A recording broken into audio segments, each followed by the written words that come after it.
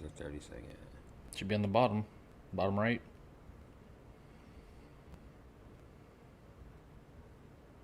I don't see it.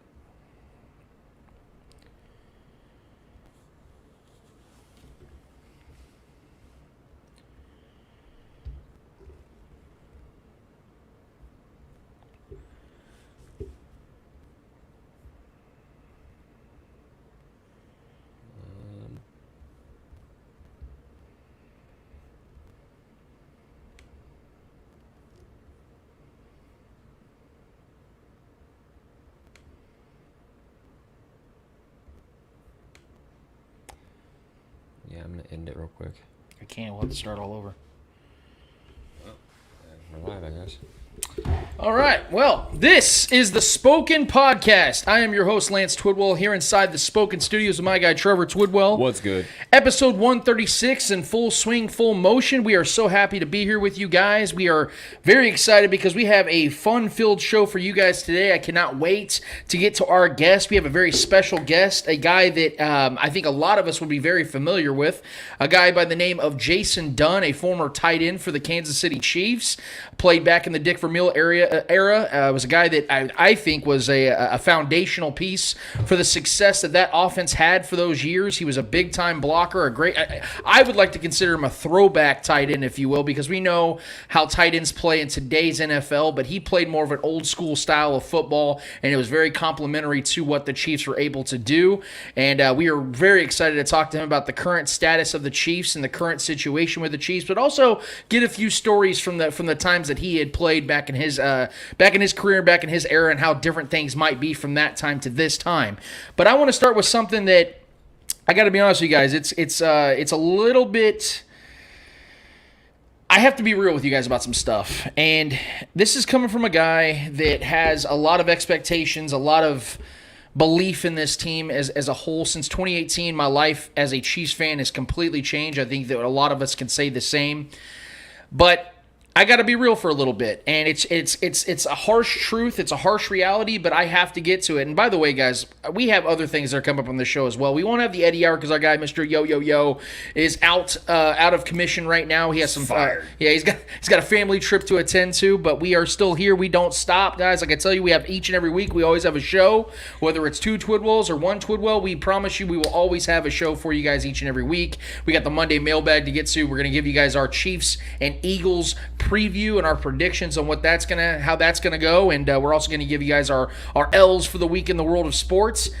But we all have a family member or a really close family friend that we love so much, and we believe in them because we see the potential in them, and we know because we've seen them succeed in parts of their lives before, even recent.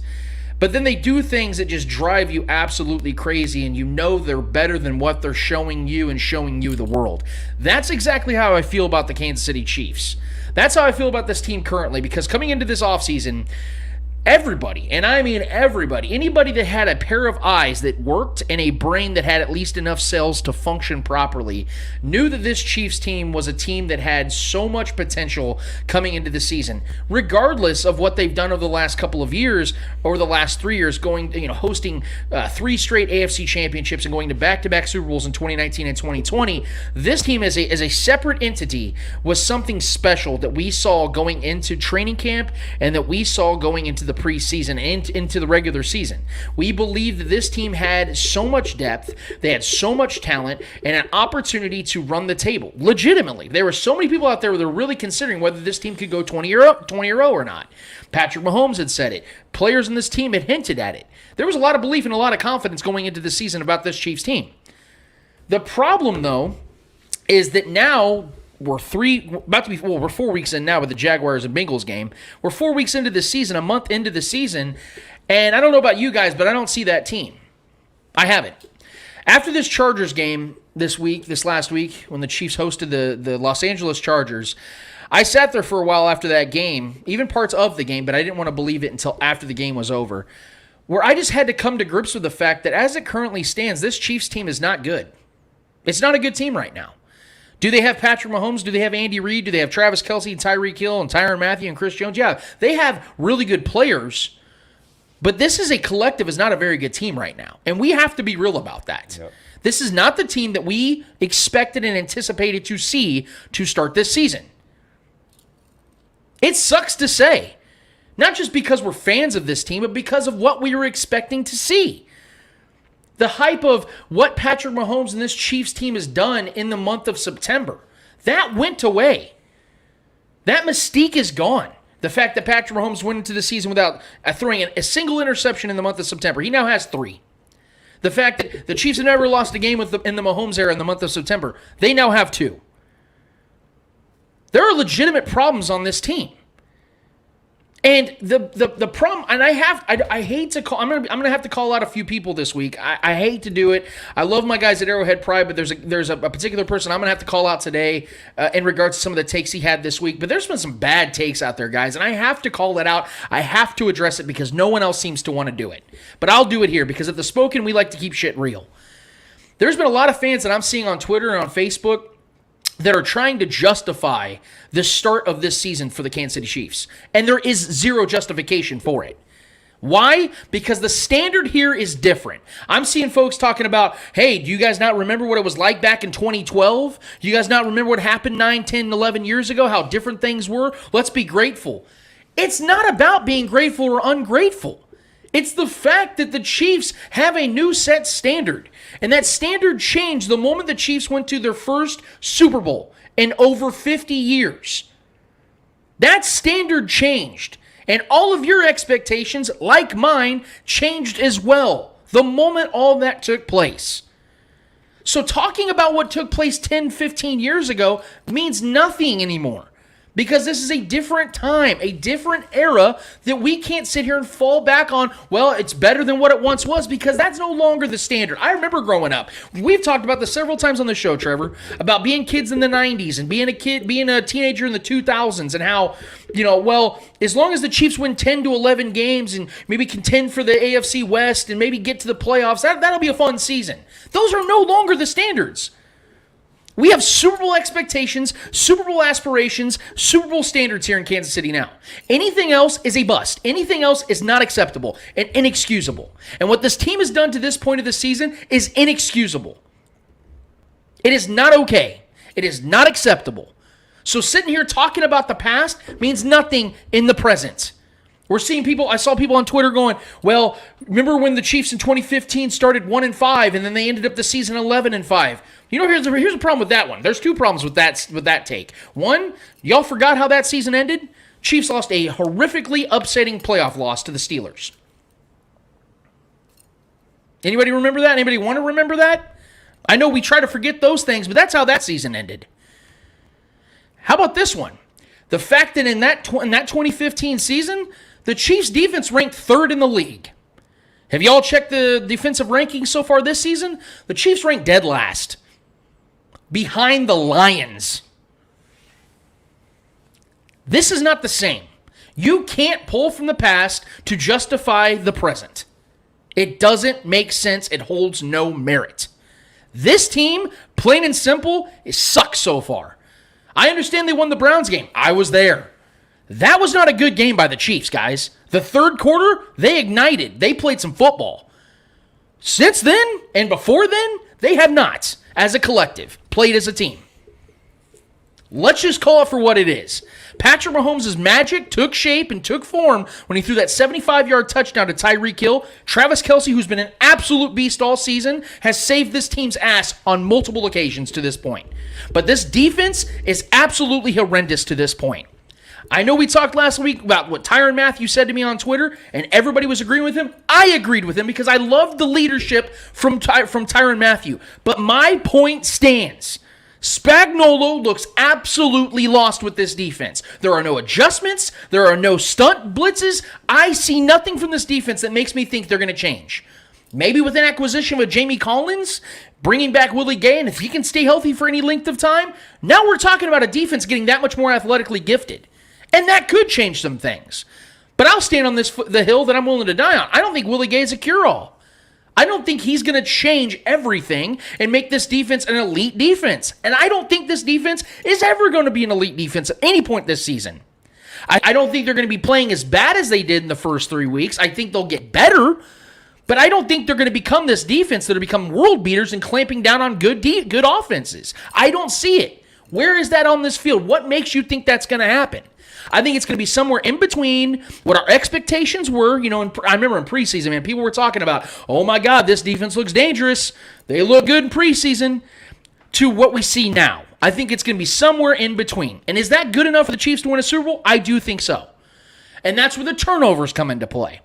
My God, has it been terrible over the last 2 weeks with turnovers. I have never seen this from the Mahomes team, ever. I mean, we're talking about from the final possession in the Ravens game to the first 3 possessions in the Chargers game, the Chiefs turned the ball over in all 4 possessions.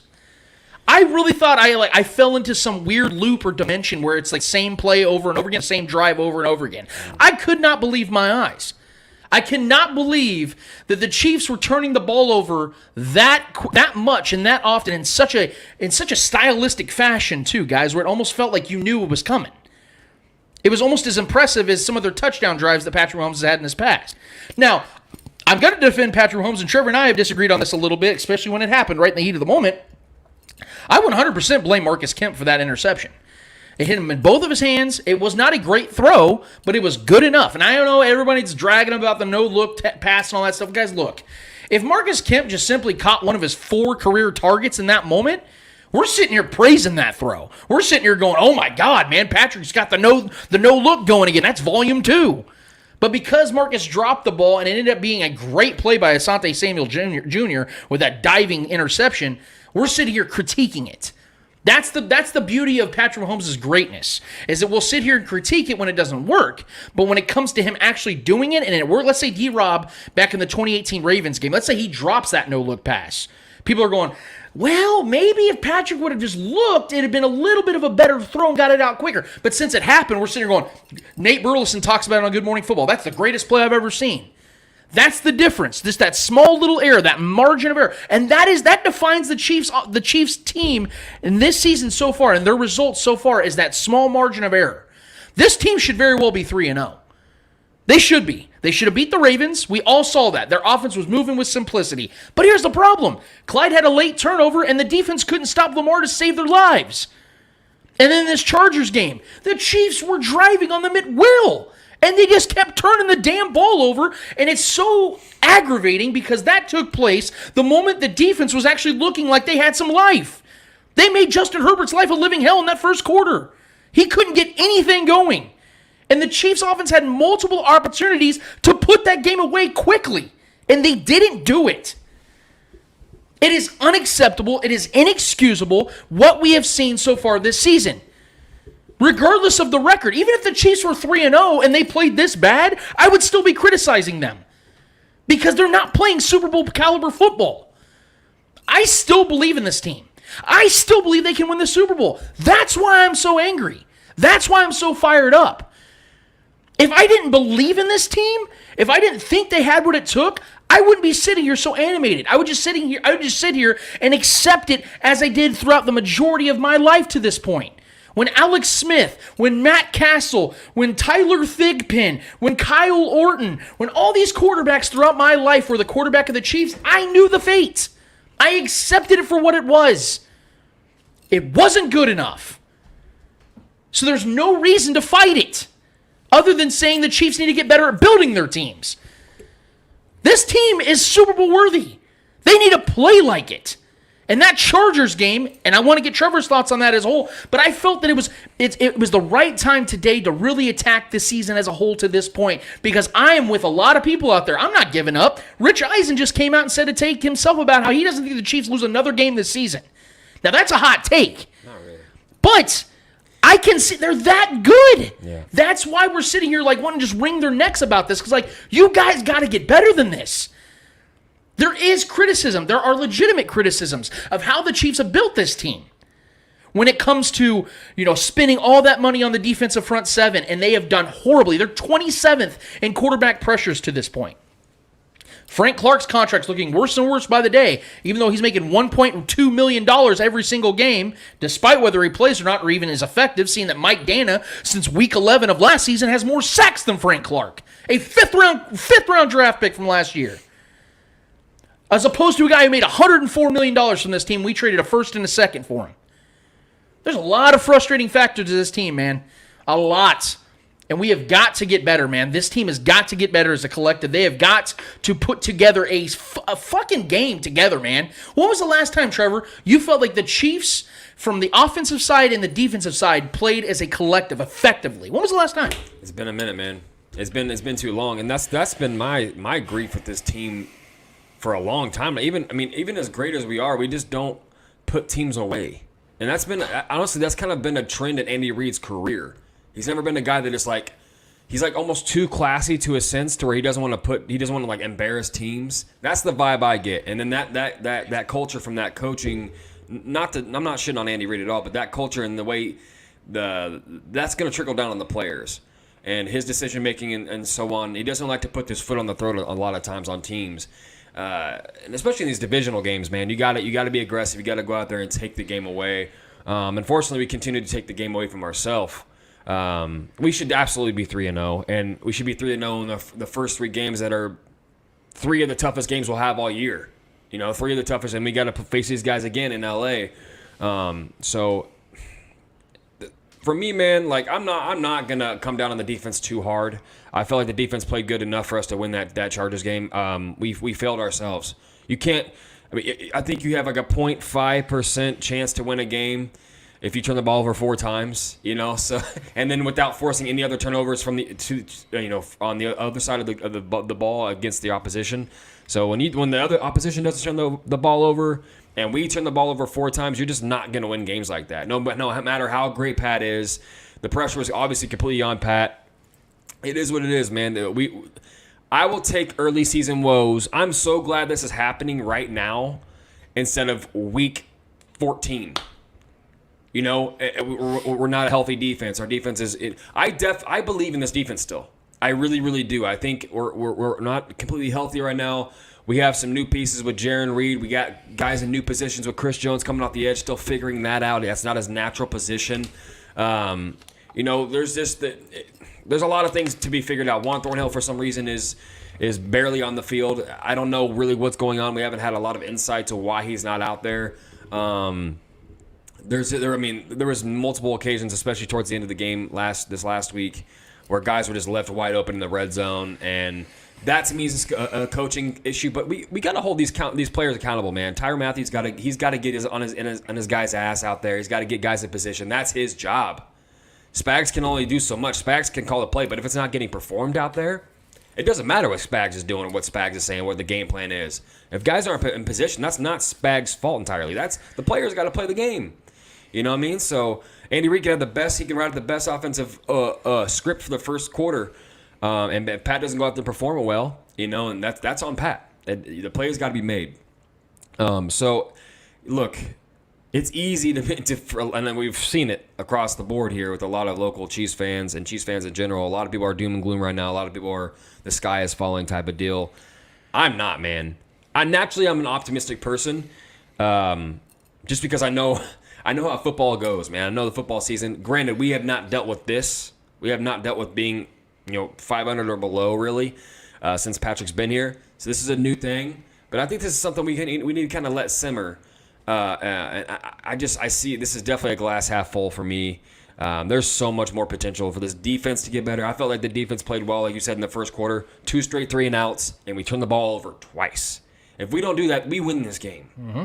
Period, man. We should absolutely be 3-0. We have no business. Clyde has no business fumbling the ball in the late game in Baltimore. We were going to put that game away. Field goal or touchdown. I want a touchdown. Obviously, I want to be aggressive. But we were playing for the field goal there. We were going to put that game away. I wasn't expecting Lamar to go have some miracle game-winning drive with 35 or whatever, how many seconds he would have had. I wouldn't trust that. I would bet on us to win that game if we hit that field goal. And then the just absolute blunders, man, in this game. Clyde fumbling again, Tyreek fumbling in field goal position when he never fumbles. Pat throwing 2 terrible picks. Look, the September record thing was bound to be. It was bound to fall down back down to earth. Pat can't be, a robot out there, a cyborg out there, doing everything consistently and being that to hold that kind of status. I mean, things are going to regress a little bit. He's human. He's a human being. And granted, this is this Chargers team might be better than we thought. They played us very well. They were very aggressive. They were far and beyond the more aggressive team. They were punching balls out. We just weren't ready. We were not ready mentally. We were not ready physically. I want to see this team get nasty, man. I just want the coaches. That starts with the coaches too. I want us to get aggressive in practice. I want us to show that on the field. This defense does not tackle. Yeah. That's outside of the turnovers. It sucks, but that's not something that's going to linger into a season. Great teams don't turn the ball over that consistently. That's just not going to happen. Especially the sample size we have since Patrick Mahomes has been here. We have never been a turnover-prone team. That's not going to last. We are going to be fine. Clyde's never been a fumbler. He's going to take care of that. We're going to take care of that security. Tyreek's never been a fumbler. Travis Kelce never fumbles the ball very rarely. Patrick is obviously not an interception-prone quarterback. These things are going to go to the wayside, and we're going to forget about these first couple weeks. To your point about the turnovers, last season the Chiefs had what, 6 turnovers to this point of the season. Right. Through 3 weeks. They had 6 turnovers in 9 weeks last season. So Right. it is a problem, and I do agree with you that turnovers won't be an issue. For me, the frustration with these games, because I know everyone's looking on the flip side of, well, they should have won these games. It's just because of these minor things. Yes, but how long do these things linger before they become a legitimate problem in the eyes of people? Because the Chiefs had 33 first downs in 76 plays against the Chargers and scored 24 points. That's not okay. So I understand that the turnovers are an issue that I think ultimately decorated a loss for them against the Chargers. But to your point, Trevor, about you're not worried about it. And if it was week 14, you'd be concerned. Is that when it would be a legitimate concern? Because I feel that in the first month and a half, if these things continue, that is a trend. It's not something I think is flukish. I don't think turnovers can ever really be a trend. I'm not talking about just turnovers. I'm talking about also with the defense attached to it. But I mean, think about it, dude. The defense did enough on this past Sunday to win that game. We cannot turn the ball over 4 times and expect that defense. That defense was on the field consistently, dude. Yep. And we have new guys. Jaron Reed's still figuring out his role in this defense. Chris Jones is in an entirely new role. We were without Juan Thornhill for some reason. He wasn't on the field enough. That's a playmaker. That's on Spags. I don't know what's going on there. Got to get the young guy out there. He's more of a playmaker than Dan Sorensen is.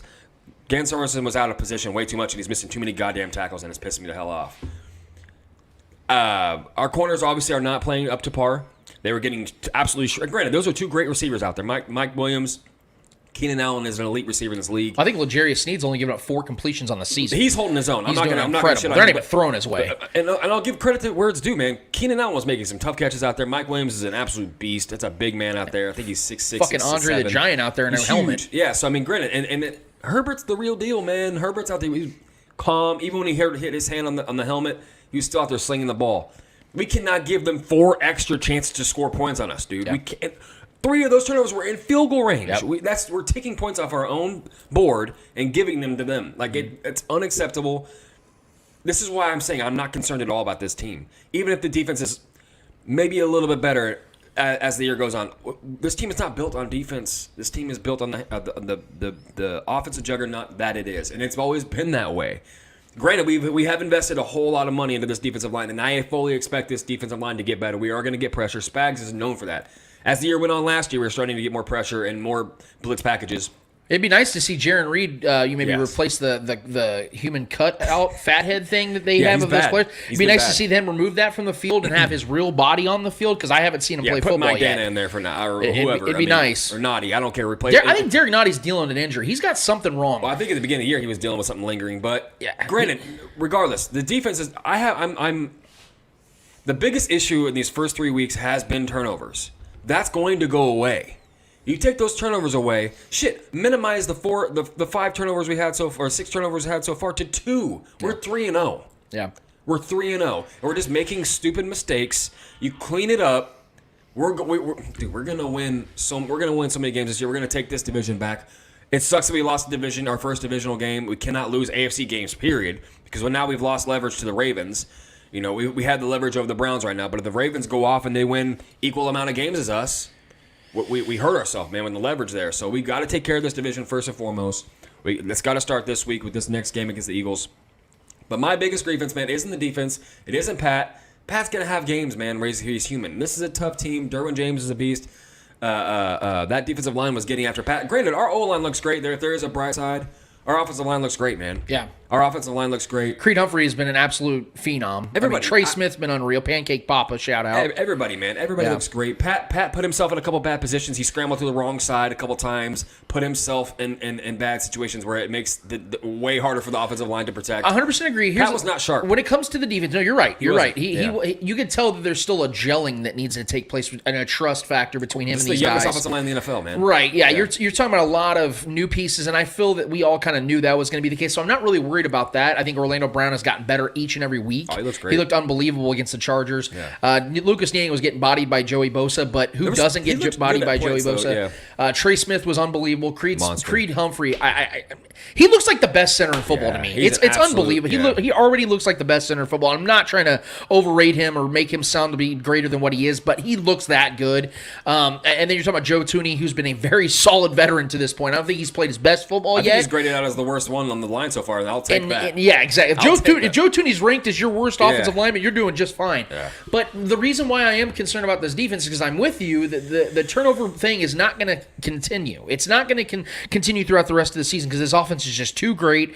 Andy Reid just knows too much about football to have these many issues, this many mental lapses. We played 3 of the toughest teams we'll play all year. But here's the issue: is that despite the Browns game, Chiefs had no turnovers, right? They played a very good game of offense, if you really think about it, scoring 33 points. But the defense was so horrendous. Now, I know you're not going to face the Browns every week. I know you're not. It's week 1. I get all that. But we can't sit here and pretend as if the defense has gotten better as the season's gone on to this point. I know that the offense gave them 4 extra possessions, but dude, in Patrick Mahomes' 12 career losses, the Chiefs' defense gives up 35 a game. Yeah. So I understand people are going to sit here and say, well, that means that, okay, yeah, at worst, your defense is going to give up 35 a game in order to beat Patrick Mahomes. No, the problem is we have got to see, because to your point that you just made about Patrick Mahomes looking human at times, you're right. That is going to continue to happen because the NFL is going to continue to know more and more about Patrick Mahomes' game with more studying, more film, more games, more experience, all these other things. So he's going to continue to adjust. But this team has to be able to back him up because those human moments are going to continue to happen. Yeah. So we can't expect Mahomes to just save them. I heard people pinning these losses on him. I think he played a part. But it's ridiculous to think that when the Chiefs are still scoring at the magnitude they are, despite the turnovers, and they still can't win games. Yeah, look, winning is a team effort. Losing is also a team effort. This is a collective thing. You cannot just point to one thing. There's so much nuance to every single NFL game that leads up to whatever the ending result is of each game.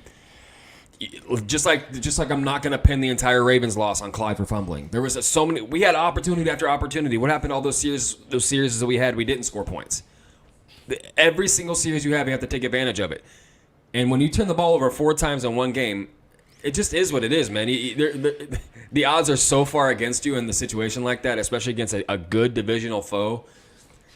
We have to just take this lump. And I think Patrick Mahomes, what he's been saying in the pressers is just perfect.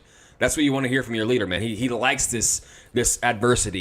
If you can't expect everything to be perfect in September. If you're gonna have issues, let it be in September. That's exactly how I felt before he even said that.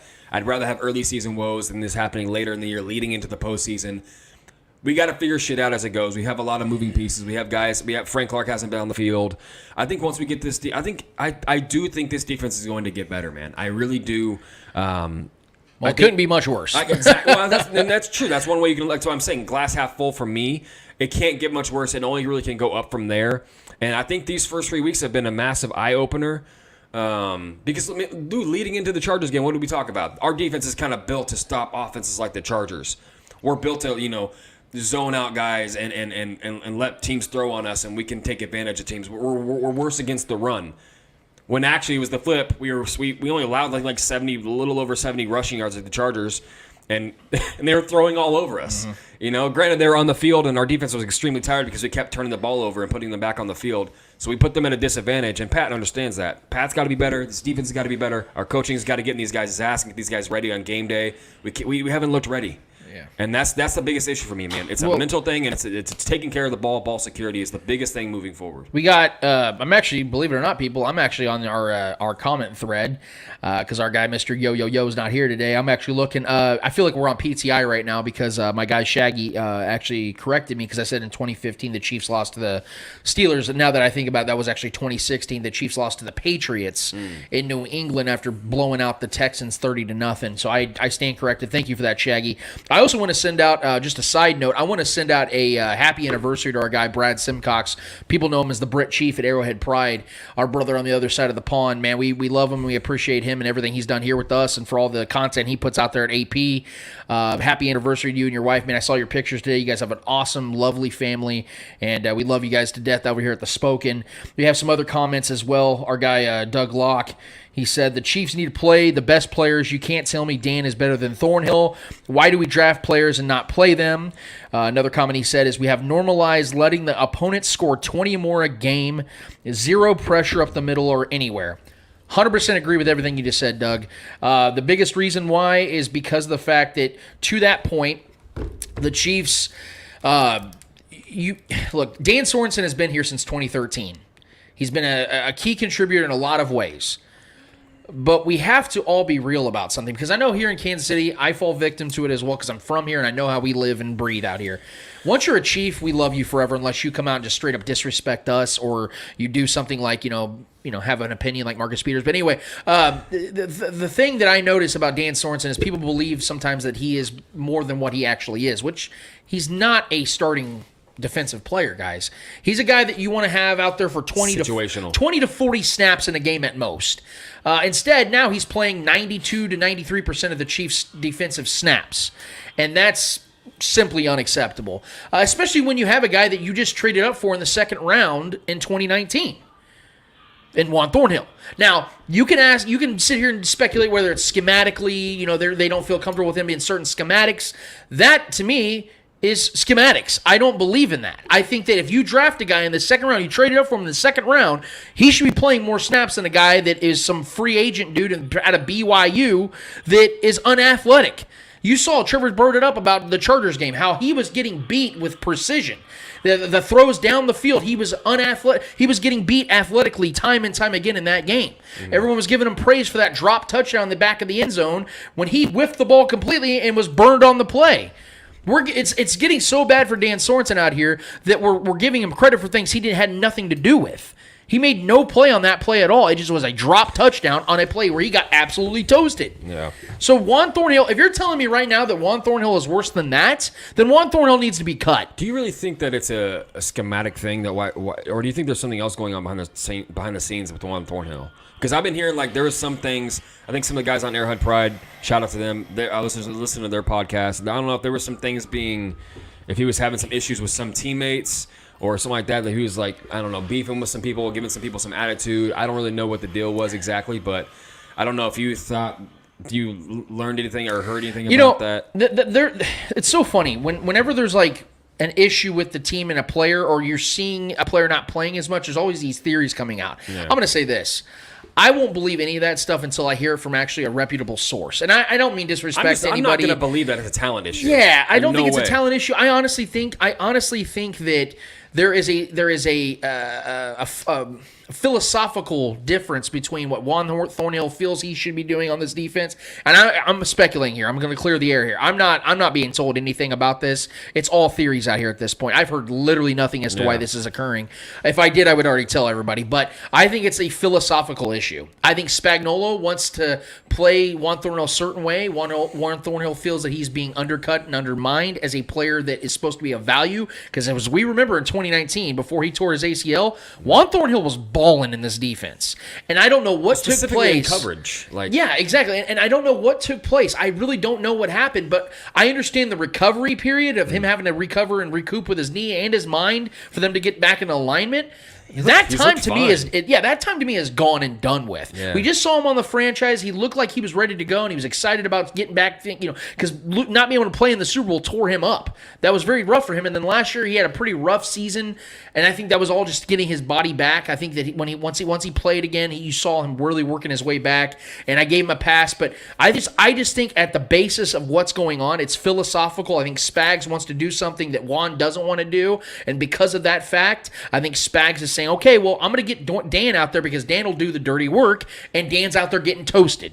And it's just not acceptable, and it's not okay. And I think that, yes, I'm with you. Spagnuolo needs to get over his pride and put the talent out there because like Doug said and as many other people have said throughout the time, talent is going to win, especially if you can capitalize with coaching. If you're able to tap in, this is why I've always said from the beginning of the season about the offensive line. Yes, you can go with the veterans and play it safe and start Austin Blythe, and you could start Mike Rimmers. You could start some of these veteran players. But I want to see talent out there because I believe and I trust in Andy Reid and Andy Heck and Eric Bieniemy and all these guys to tap into the talent and potential of these young offensive linemen. So when it comes to the flip side, I believe going into the season, Spagnuolo can tap into that same talent on the defensive side. Juan Thornhill is clearly the more talented player between him and Dan Sorensen, so therefore you should tap into that talent. And if you can't, I have to question you as a coach because of the fact, and I want to make sure I'm saying this clearly. Spagnuolo is somebody I still believe in. I think he can get the job done because he's done it. He has done it with this Chiefs team. He helped lead the way to them winning a Super Bowl and getting to another one. These defenses over the last 2 seasons have been pretty damn good.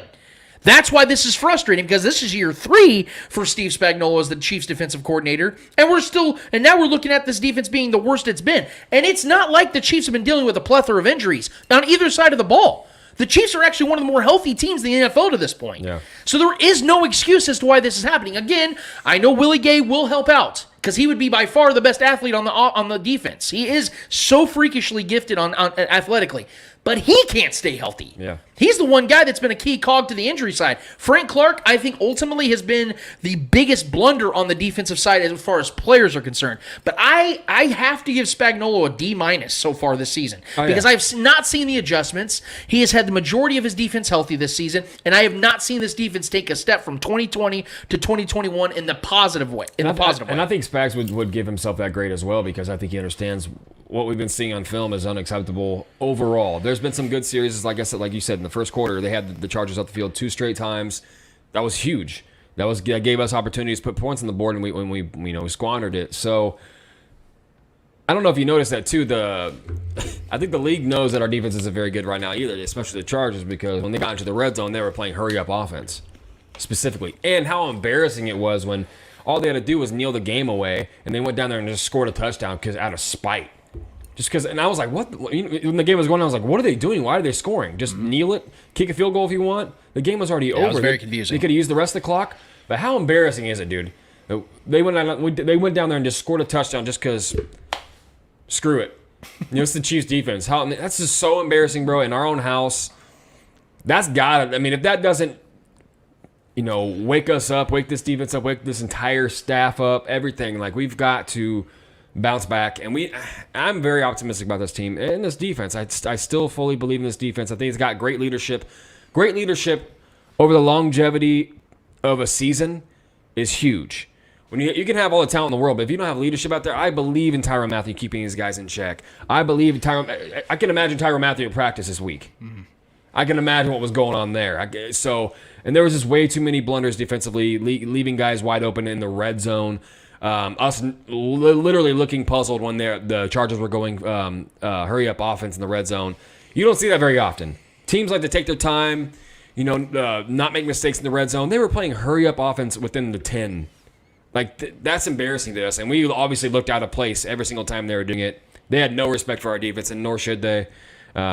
Adjustments have to be made, and I expect Spagnuolo and the leadership of this defense to make the proper adjustments. We're about to have our guy, former Chiefs tight end Jason Dunn, join us in just a minute. Just final few thoughts over the last 3 weeks, and then we're going to get to our guy Jason Dunn. I have to make it clear, guys, that, and I know that we've already discussed our concerns and our frustrations, but I want to give a positive spin to all this too, because I feel that Trevor's taken more of the positive approach to this, and I'm really just trying to hit these things home. I do believe when this team turns it around, we're going to see the version of this Chiefs team that we all expected from the beginning, but they have to make the proper movements to get to that place. Now, when it comes to wide receiver 2, I find it hilarious that we're sitting here still talking about the whole wide receiver 2 thing. I know the Chiefs just acquired Josh Gordon. I want to contextualize the expectations of that one as well. But the whole wide receiver 2 thing is an absolute myth. And why I'm saying that is because despite the fact the Chiefs being 1-2 to this point, Patrick Mahomes is on pace to have the greatest season that a quarterback has ever had in the history of the NFL, statistically. So the wide receiver 2 thing needs to go out the window. Travis Kelce's on pace to have the greatest season a tight end's ever had, and he probably will end up having that. Because now I think that the Chiefs are more likely going to have to play all 17 games, because I think that one seed's going to be fought for all the way to the end of the season. And the Chiefs are trying to get themselves into that. They need to start winning a lot of games in a row. Now, the schedule does soften up a little bit, but having said that, some of these teams that I was expecting to be not as good this season are fairly decent. The Raiders are, I think, a good team to this point, but I don't think the record tells the full truth because of the fact that I think that you've seen a lot of breaks go their way. They could very well be 0-3 right now. Yeah, and look, I'm going to give them credit because they have won these games, and most of the Derek time, Carr's been good throughout the Gruden era. These are games they always lose. So I'm going to give them credit, but to that fact, the Ravens game, the Ravens literally gave that game away. They had multiple opportunities to put that on ice in regulation, let alone in overtime. They still couldn't do it. They were trying to give it away. That was a really bad game against the Steelers. I know that the Raiders won that game, and everyone considered that a big game. I'm not big on the Steelers. I wasn't from the beginning of the season. I might be wrong about that. Ben Big is absolute garbage, and he wasn't that game. But also the fact that before T.J. Watt got hurt, I think it was in the third quarter, I believe. The Raiders had 6 points, and they ended up with 23 within a quarter and a half. So let's contextualize some things here, guys. Let's tell the truth. I will give them credit for last week's win against the Dolphins. I was very confident the Dolphins were going to win that game. They started off 14-0. They very well could have lost, too. The Raiders fought back, but here's the thing. If we're sitting here talking about the highlight of the Raiders season being a win in overtime against Jacoby Brissett, then this team really isn't as good as we thought they're going to be. They have 2 overtime victories in 3 weeks against teams that I'm not big on. I mean, the Ravens I'm big on, but I'm saying when it comes to the Steelers and when it comes to the Dolphins, I think that they're showing that they have some real problems here. And I could have very well been wrong about the Dolphins, but I know I'm right about the Steelers. Had T.J. Watt played that whole game, I don't think the Raiders win that game. And so let's contextualize that. The Chargers, they look good right now, but they already have a bunch of injuries they're already dealing with, and I don't think that's going to change either, and I think that's going to ultimately pay dividends on the negative side of things for them. The Broncos, I was bigger on the Broncos than you and Eddie were. I don't think they're a playoff team because of the fact they've yet to beat a team this season that has a single win. Right. They haven't played a good team yet, and now they got to go and play the Ravens at home. That defense is really good, though. The Ravens are getting healthier now. They got 3 starters coming back this week against the Broncos in Denver. That'll be a tough game, but I think the Ravens are probably going to win that game. Bengals might be a team here we got to look at, too. Yeah. I'm not going to lie. I mean, that's week 14, 13 game for the Chiefs? That offense has been good, man, and when they get T. Higgins back, granted, that was a fairly not so impressive game against Jacksonville, but I think the Bengals could possibly sneak into the playoffs this year. I think that might have been a team we slept on. So, like I said, I think things will start to play into the favor of the Chiefs very soon because they're too talented, they're too good. I know there's some concerns about Andy Reid and his health. I will put that to bed, guys, as all the reporters. I'm not telling anything you can't find from more reputable sources, but Andy Reid's fine. He had some dehydration issues. They said he was having some chest pains, but if you go and look at hydration issues, when you are really dehydrated and you're an older person and you're a little bit overweight, you're going to have some chest issues as well. So that's going to happen. I'm not going to sit here and worry about Andy Reid and his health. I know people are now speculating, does this mean that this is the end of Andy Reid? I'm not tripping on that. Yeah. Look, if there was a legitimate concern of Andy Reid's health, if there was a real question of whether he's going to be okay, he wouldn't be coaching this week. He wouldn't have been released from the hospital the next day when he went in there. By Monday morning, he was already out of the hospital, guys. So if there was a legitimate concern for Andy Reid and his future, not just as a head coach, but just his future as a whole, we would be hearing other developments. We'd be seeing that he's staying in the hospital for further testing. We would hear is Eric Bieniemy going to have to take over coaching for this week? Is he going to be the interim? Is Spagnuolo going to be the interim? There would be questions about that. We've heard none of that. Andy Reid is fine. I believe he's going to continue to be fine. He just needs to make sure he drinks plenty of water on the sidelines when it's 90-plus degrees outside as a 63-year-old man who's a little heavy set, let's be real. I mean, he even said it himself that Josh Gordon has less body fat than he does, and he said that was – I think that's the most underrated thing about Andy Reid, too, is his sneaky humor. Oh, dude, he's great. He doesn't, try to give you the punchline. He just kind of throws it in there and, lets you figure it out. I really like that about Andy Reid, and he's going to be good, guys. He's going to be here for years to come. I have to really put some caution to that, some blanket on that anxiety that I think a lot of Chiefs fans are experiencing. We're waiting for our guy Jason Dunn to hang out with us and talk some football. But in the meantime, Trevor, just any more thoughts when it comes to the AFC West and the AFC as a whole? Do you fear that the Chiefs are really slipping down the rankings, or do you think that right now it's just one of those things where it's a sleeping giant around other teams that right now have really peaked early and are giving the Chiefs some worries? Are you concerned at all about any team in particular? In this division or just in the AFC period? As the AFC as a whole, and how do you feel about the AFC West in particular? There's only one team I'm really worried about to win the AFC, and that's the Bills. I think the Bills look really good. They bounced back really strong. Josh Allen, we were concerned about Josh Allen the first couple weeks. He didn't look too good, but he's looked great especially last game. He balled out, and they're probably going to absolutely destroy the Texans this week. So that's the only thing that really worries me. We should have absolutely destroyed the Ravens. We had no reason losing that game. That was just absolutely embarrassing. Depleted team, but they're going to get better too, and I think the Ravens will be there. I will say the Browns, but I feel like we just have the Browns number. But within this division, it's an absolute eyesore, man.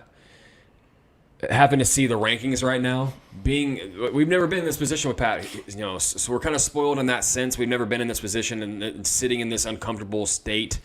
But I'm so optimistic about this team, man. Like you said, Rich Eisen talking about how we're not going to lose another game this year, and that could very well happen. I was very optimistic. I had us going 16-1. I didn't expect us to lose 2 of our first 3, no matter what the team, no matter who we were facing.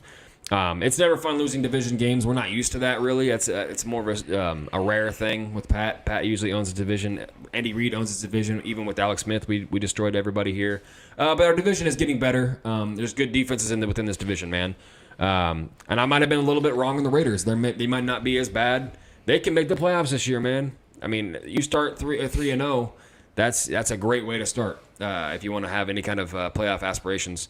So I think there is a take though that needs to be put to bed. That Derek Carr is a good quarterback. He is. Oh, and I've never disagreed with that. I just said he's bad in cold weather. That's yes, the only thing he's and we bad do. in. We do need to keep that intact until he plays well in cold weather. Because we remember the Week 5 game. Off of big plays. We remember the Week 5 game in Arrowhead. He balled out, Yeah. but there was 16,000 people in attendance, and it was 90 degrees outside.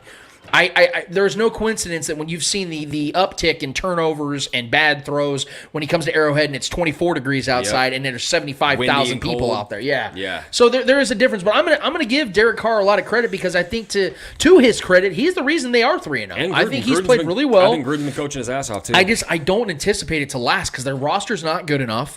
I don't think their pass rush is going to continue to get home with just 4 rushers. Yeah, Max Crosby's not going to be. They're going to start playing better teams. Yes, yeah. I do think that a lot of things are going to start going in the opposite end. I also made a prediction on Twitter yesterday. You can follow me at Lance the Spoken. You see on the bottom of the screen here that I believe that now the Broncos are 3-0, and I was bigger on them than you guys were because I like their roster as a whole. And Teddy Bridgewater is a good veteran, manageable quarterback. I think they're going to be 5-6 when the Chiefs face them in Week 13. Oh, wow. If you go and look at the rest of their schedule right now leading to that Chiefs game in Week 13, they have a tough slate of games. Mm-hmm. And I think that you're going to start to see the cracks in their armor because of the fact that although they're a good roster, you got to be able to score points at a high level. And unless you're facing the Giants and the Jets and teams like that every week, you're not going to be able to have Teddy Bridgewater go out there and put up 190 yards and a touchdown. You can't win games like that. Yeah, the way I look at it, man, is obviously we have the best quarterback in this division and in the NFL in general. So when you have the quarterback edge and your only real detrimental woes in the season so far, the reason we have the record we have is turnovers. Turnovers just don't last. Yeah. Unless you're like a really, really bad team with like a really bad quarterback. When you have the quarterback that we have, we're going to tighten things up. We're going to fix things offensively. We're not going to continue to turn the ball over like this because we have a huge sample size of where we don't, right? So these turnovers are an anomaly, man. This is an anomalous thing. Fans just got to get over. We have to accept it. We got to chew on it for a little bit. It tastes like shit. I know that. It sucks. It sucks being 1-2. It's not fun at all.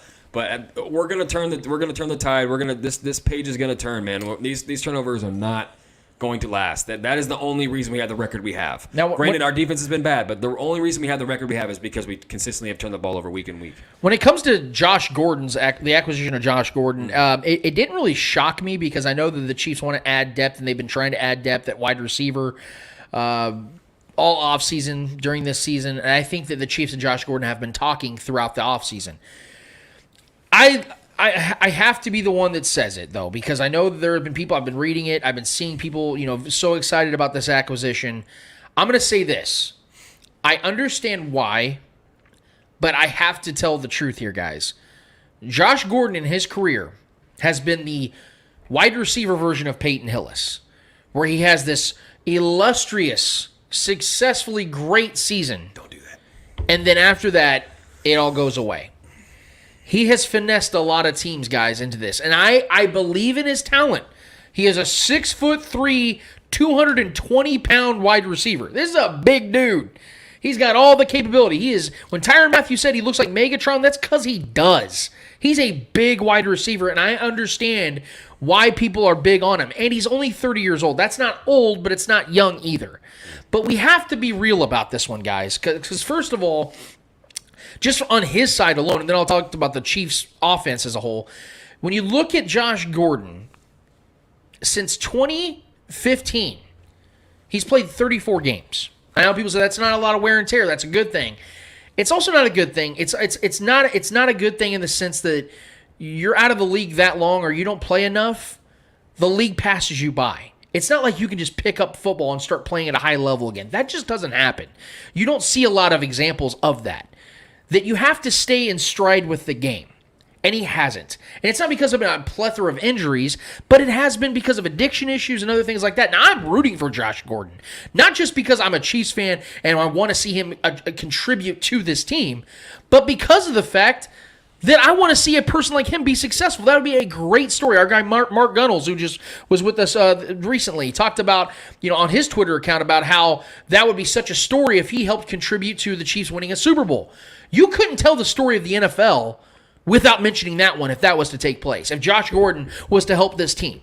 What I'm trying to contextualize, though, and bring down the expectations a little bit, and I'm willing to be wrong about it, is the fact that Josh Gordon, if he was going to do that, he would have done that already in his career. And you can't sit here and talk about, well, he was with the Browns. Guys, he has played with 22 of his last 34 games with Russell Wilson and Tom Brady. So it's not like he's played with scrubs. He's played on really good offenses on really good teams, and it just didn't pan out because he still had his issues. Now, hopefully those are done. But even if that's the case, you have to consider the fact, guys, that he is coming into an offense that already has 2 all-pro receiving options. And I don't think that he's going to come in there and all of a sudden play into the Sammy Watkins role. Because at this point, Sammy Watkins is a better football than Josh Gordon. If this was 2015 or 2014, 2015 time, and the Chiefs just got Josh Gordon with Patrick Mahomes and these guys, I couldn't be more excited. Because you're talking about a 24, 25-year-old guy that you could really just work into this offense. That's not the case anymore.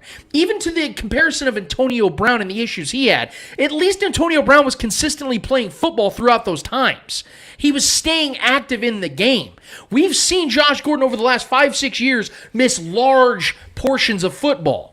That's not something you just come back from and flourish again. I hope I'm wrong.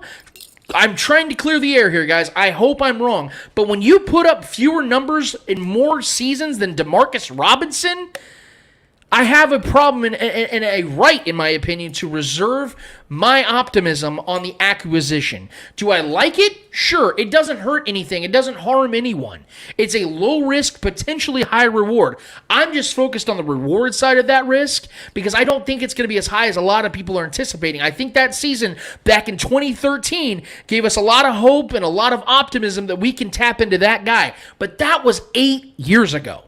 It's a long time, guys, in the NFL, especially for a skill position player. We're talking about a guy that relies on speed, ability, or speed and durability, the things that I don't think Josh Gordon has at the same level that he once had. So I'm hoping it works out. I don't expect to see him play a single snap on this offense until about week 7. I think they're going to let him kind of work his way in from the practice squad up. But I do think, and I have to put some things to bed too real quick, and I want to get Trevor's thoughts on Josh Gordon as we wait for our guy Jason Dunn. But people are sitting here now theorizing that this is gonna somehow hurt McCole Hardman as a player and as a part of this offense, this Chiefs offense, I have to put some of that stuff to bed because, and I love our guys at Arrowhead Pride. I absolutely love our guys at Arrowhead Pride. But there was a take this week that I was pretty upset about, and I have to call my guy out, and it's Pete Sweeney. Now, he has been nothing but great at Arrowhead Pride, but he had a take this week that really infuriated me. So he was on 610 this week, and he made this take, and I'm paraphrasing the first part of it, but he said this on his take about what this does Josh Gordon and McCole Hardman. He said, when it comes to McCole Hardman, you just can't draft DeAnthony Thomas in the second round. That's not okay. And the reason why that is because DeAnthony Thomas, or Dat as we called him here in Kansas City, played 5.5 seasons with the Chiefs. And playoffs included, DeAnthony Thomas had 699 yards and 7 total touchdowns. That's including special teams. Through 2 seasons and 3 games, McCole Hardman, playoffs included, is 2 yards from 1,400 total yards from scrimmage and 14 total touchdowns. We got to stop shitting on McCole Hardman here, man. I'm not sitting here saying that he's played at an all-pro level because he hasn't. We got to stop unfairly criticizing him for what he is in this offense. Because honestly, whether you want to accept it or not, McCole Hardman has been a net positive for this team. He has made big plays and big moments. He has 5 game-deciding plays in his career. Only 2 seasons. 5 deciding plays. I mean, I can go down the Rolodex again of what McCole Hardman has done for this team, but I think it's supremely disrespectful to compare him to DeAnthony Thomas, who was a special teams player in that only. Less than 700 yards in 5.5 seasons. Yeah. Let me preface this by saying I 100% agree that McCole Hardman is better than DeAnthony Thomas, but do you think DeAnthony Thomas's numbers would have been a little more inflated if he played all those seasons with Pat instead of Alex Smith? No, I don't, because I don't think he was that good.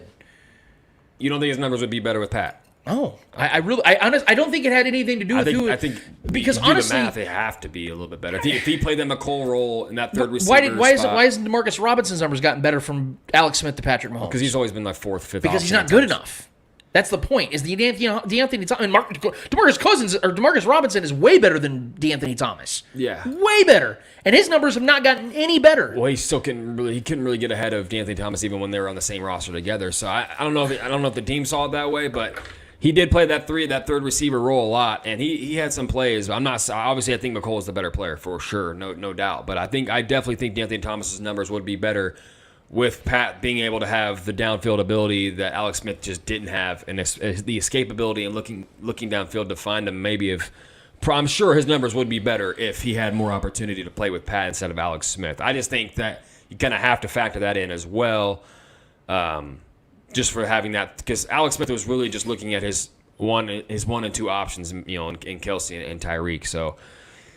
Yeah, I definitely think DeAnthony Thomas's numbers would have been better, but he still wouldn't be having the numbers that McCole have. McCole is just, without a doubt, the better player, and comparing the two, it's kind of in poor taste, to be honest. But I mean, it is what it is. I'm not that flustered as you are by it, and I get it. I know McCole is your guy. You like him a lot, and I like him too. But I think there's also a reason that we brought Josh Gordon in as well. I like the Josh Gordon signing. I think he just turned 30. I know he's had his off-field issues, but it's never been an athletic thing. It's never been an injury-prone thing. This is not a Sammy Watkins situation where you got to worry about him getting banged up. I know you say the game could pass him up, but that's not really how it is with players. If he's an older player, sure. I mean, he's just turned 30 this year. A lot of guys he's still very much in his prime of his athletic ability. 30 for receivers isn't really old. 32, 33, that's when you started getting up there, those last few years of your 30s. But I like the Josh Gordon signing, especially for the red zone. I like this signing. I've always been a Josh Gordon fanboy, especially me being anybody who's played fantasy since 2013 and to today knows that season was incredible. You always get excited to see him, Flash Gordon. I'm just glad to see him in the red and gold. It's exciting to see that on the back of a jersey now. I think he will be utilized here in the next couple weeks. Obviously not these coming weeks here, but like I told you in our text thread, I said I'm gonna laugh when he makes a clutch catch in Week 8 in primetime against the Giants. It's gonna happen. He's gonna make a play against the Giants. Watch. Well, then just the realistic expectations here with Josh Gordon, because again, his talent isn't something that we can sit here and really debate on.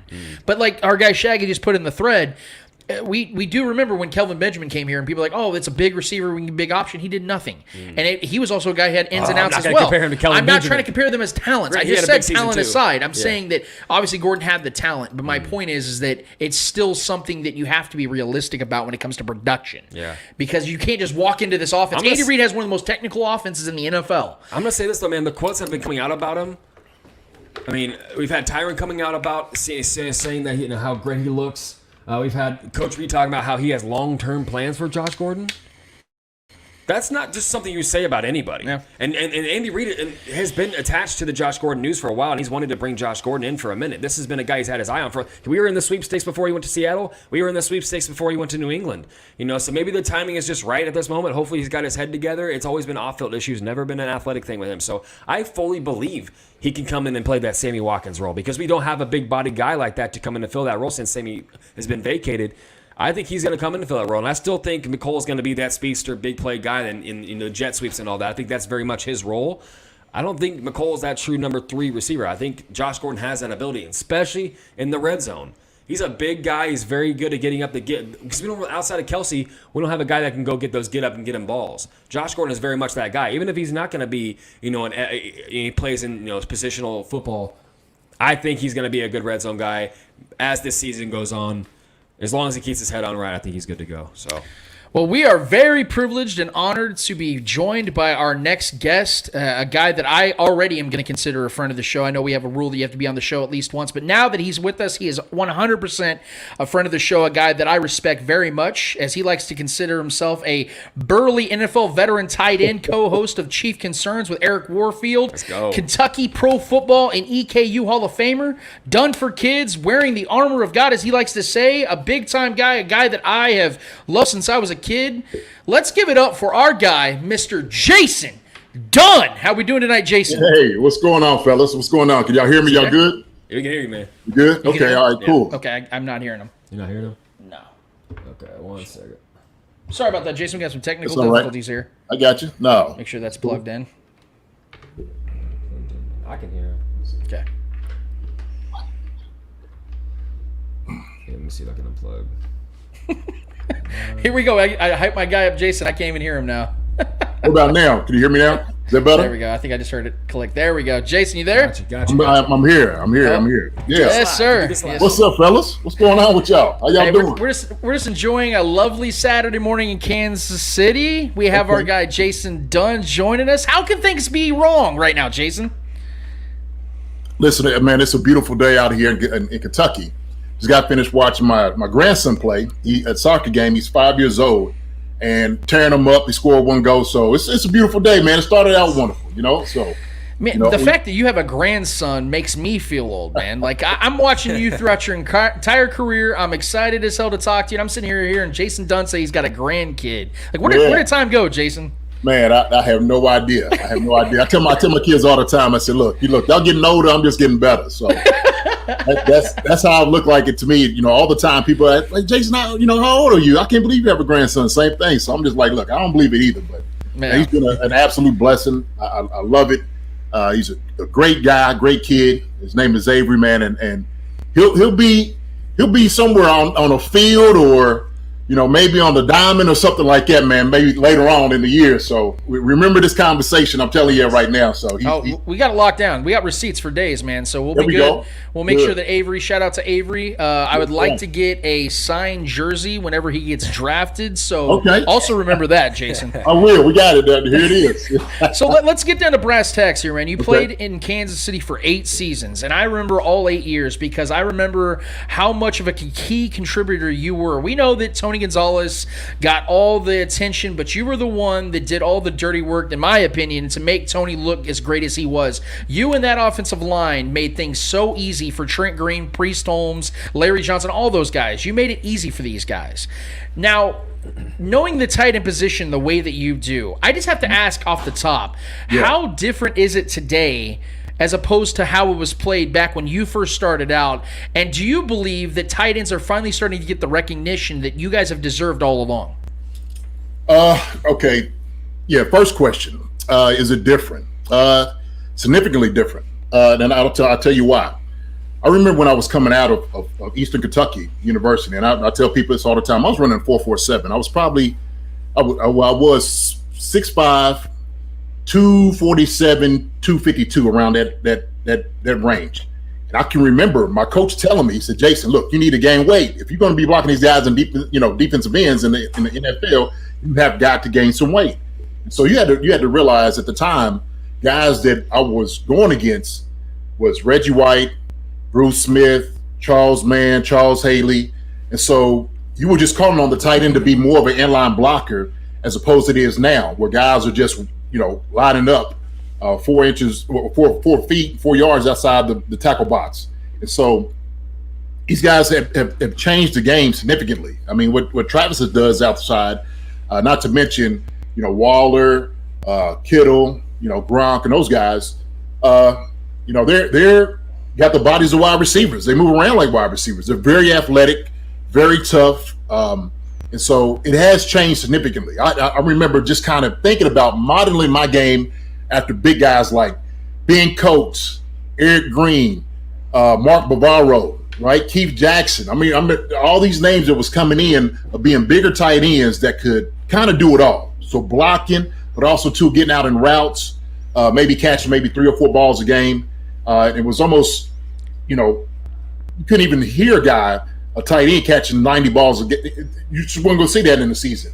And so if you did, it was always that guy. Well, he's not really a tight end. He's a wide receiver like Kellen Winslow and those guys like that in that conversation. But it's changed significantly. We know that Tony Gonzalez is always going to be hailed as one of the greatest, if not the greatest tight end of all time. Mm-hmm. But I think that a lot of times Tony got the opportunity that maybe some tight ends in his era didn't get. Do you believe in yourself, if you were given those opportunities and those targets and that ability to produce, would you been able to do what these guys are doing today? What those guys are doing today? Well, of course, I got injured twice, and I had 2 knee surgeries when I was up in Philadelphia. So I'm looking at it like this. If I didn't have my knee surgery, I was taking the linebackers and safeties to task. I just didn't have anybody that could guard me. And so we used to run a tight end reverse in Eastern Kentucky University, and I scored 3 times off of it. Mm-hmm. One was like a 78-yarder, 68-yarder, and I think another was like 55. So I had the speed. And so as far as like the ability, it's just like you said, just playing basketball. I'm bigger, and if I'm pushing off on guys, I'm just getting into my route. To me, it's just there was no way guys were going to be able to cover me. Now, with that being said, Tony, with his transition about having the background in basketball, he was able to kind of utilize that skill set and bring it to the football field. But also too, with him playing football, so he wasn't just a basketball guy. He's a guy that played football for a long time, and he played linebacker. So he had that real gritty mentality when he was going out there running routes, because he was just going to be physical. So you start seeing guys like Gatesy and guys like that who wasn't really physical. They get open, they find spots. But when you ask a guy like it to block, what is he going to do? Doesn't show up. And so I had to take my hats off to Tony, because Tony did a great job of just doing a lot of the blocking. And I know sometimes when we look at what I did and the offensive line was doing, we can't, leave Tony out of that conversation. I know everybody's like, he caught, 80, 90 balls a game, and Jason Dunn was a blocker. Well, look, we ran a lot of 2 tight end sets. Yeah. That was probably 75, 80% of our offense when they're 2 tight ends or, T. Rich in. And so Tony had to get his nose dirty. He had to go ahead and put his head in and make some blocks. And he made some big blocks. And we just had a nice symbiotic relationship, with Fitz and being together and just communicating. I think it's what made it so effective just on the offensive line of that offense in itself. Yeah, I've heard Tony on TV talk about, and actually give you full credit when he talked about the teammate that was the most important to him, or his favorite teammate. He brings you up. So I understand, and I totally believe that. And I'm going to give credit to our guy Clay Wendler from Red Tarp Cinema for mashing up that video, that highlight reel of the touchdowns that you had here in Kansas City.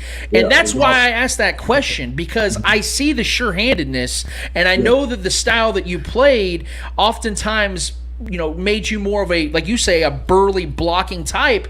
But I see the value in tight end. Even back 15, 20 years ago, when I was a young person just studying football and understanding the game, it was almost baffling to me that this position wasn't utilized more like they do now, where you have these guys playing more like a wide receiver type, a big body that's out there to get out open in space and basically be a mismatch no matter what defender is on them, whether it's a free safety, a linebacker, a defensive end, anything. They are a mismatch. So for you, I see these catches, and it's like, man, Jason Dunn had so much to his game that I think that oftentimes he gets undervalued or under-recognized, and I just can't help but marvel at that. So to that point, and to what we've seen you do, and to now we've seen the evolution of this position, when you see Travis Kelce, when you see what Tony Gonzalez did, there's an ongoing debate of which guy has played at a higher level. And now I'm going to put you on the spot here, Jason. Okay. Which guy do you think, to these points of their careers, we've already seen Tony Gonzalez,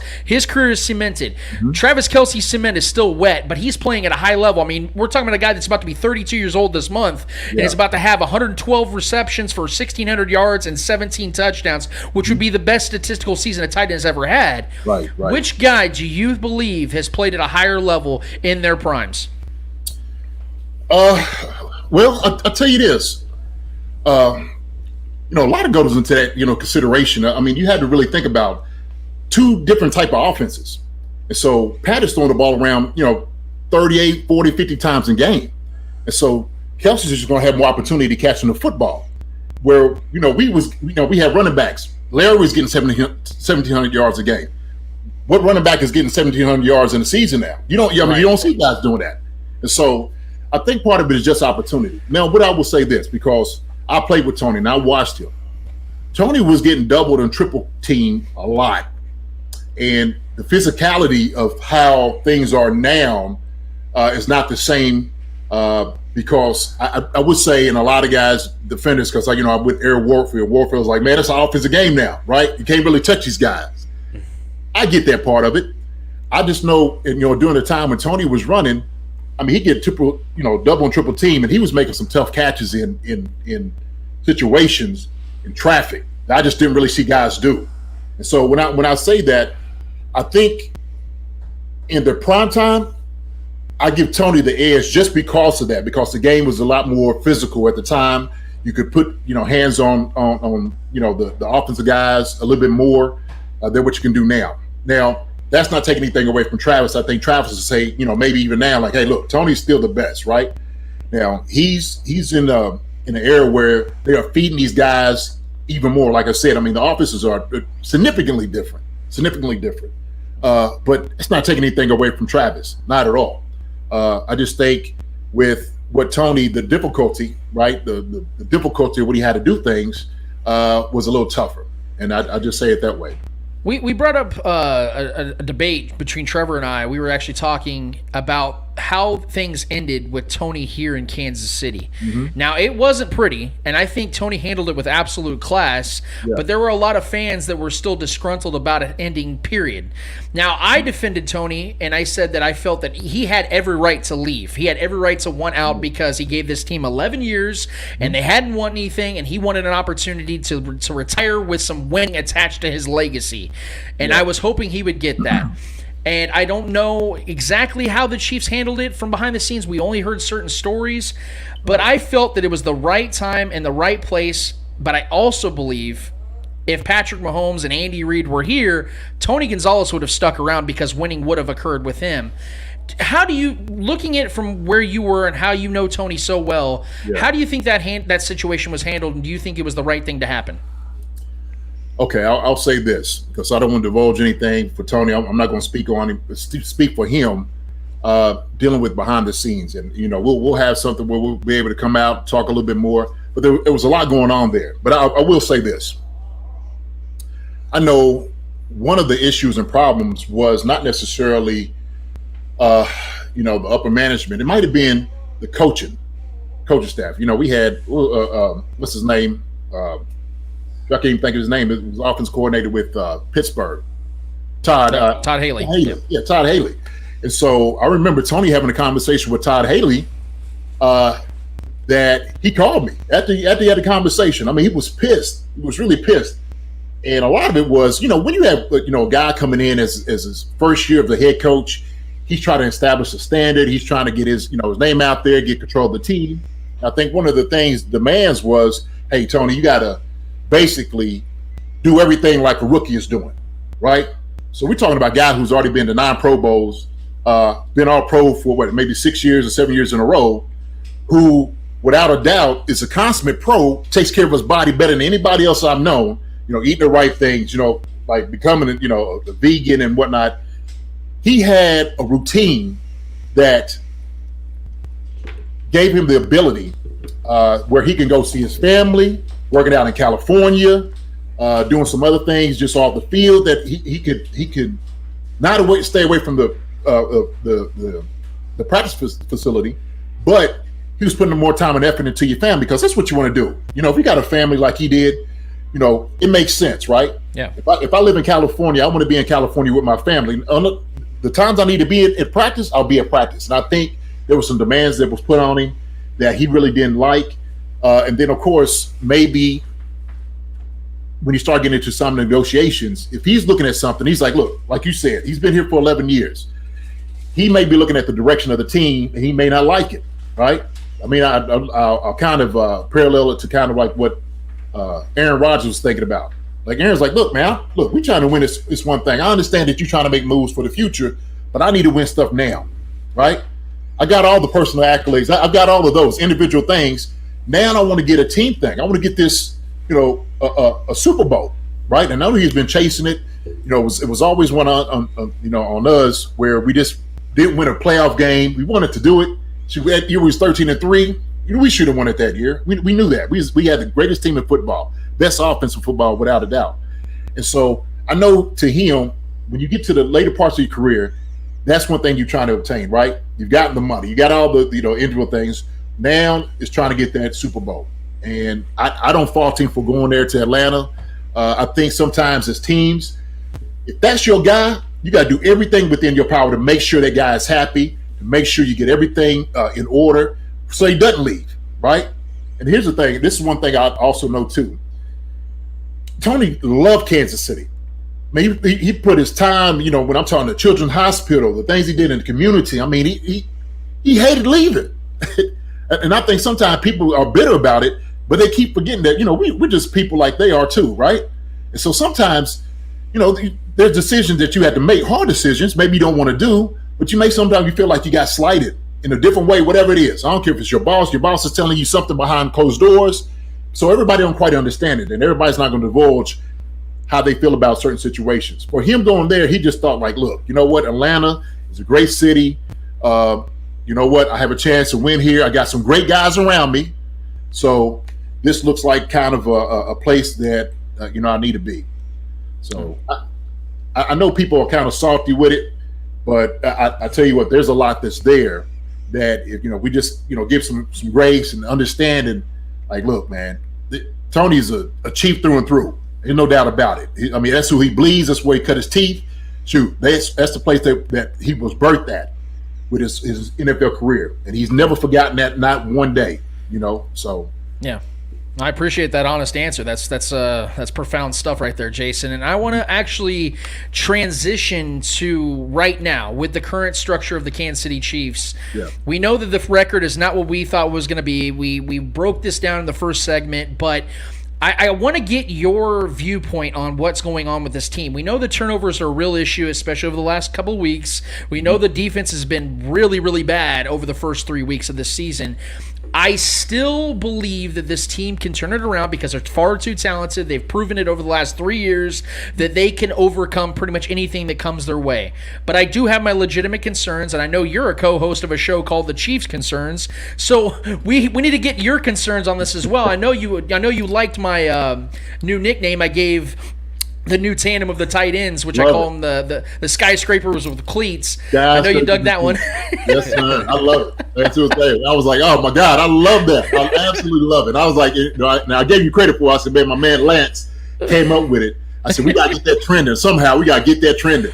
I think the way it gets trended, Jason, if they start utilizing these tight ends a little bit more. I know Noah Gray got a reception a week ago. I know Jody Fortson got a touchdown. Yeah. And obviously Travis Kelce is eating. But I'd like to see some 12, 13, and 14 personnel a little bit more because I think it opens up the offense even better.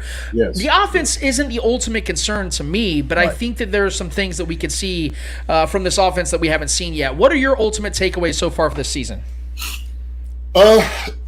So yeah, nobody was expecting 1 and 2, right? But one thing I do know, man, this is the NFL, and like I said before, no team's just going to lay down for you. They're just not. Those guys get paid too, and so when you're at the pinnacle, you're the team that everybody's shooting for, right? You're the one at the top of the hill.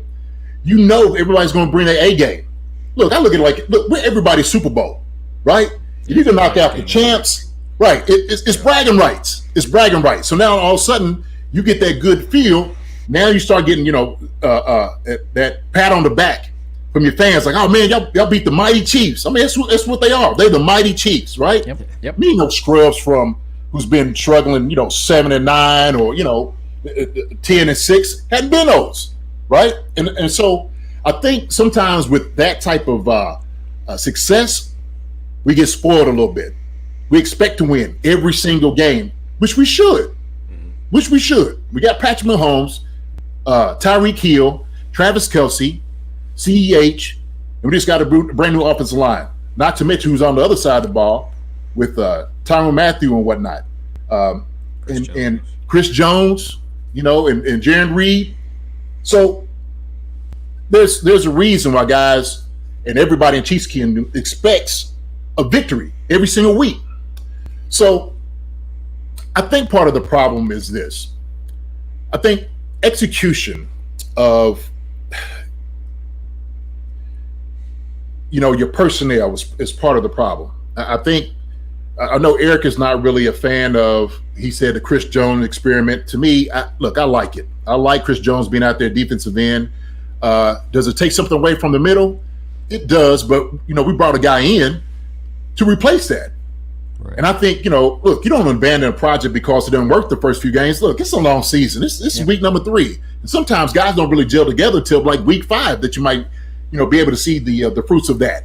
And so I think, man, a lot of it is just patience of understanding how these things work. Look at it, and here's the thing. We're not getting blown out. I mean, here's all 3 close games. 2 of them playoff teams with 2 dynamic, 3 dynamic teams with great, personnel on it.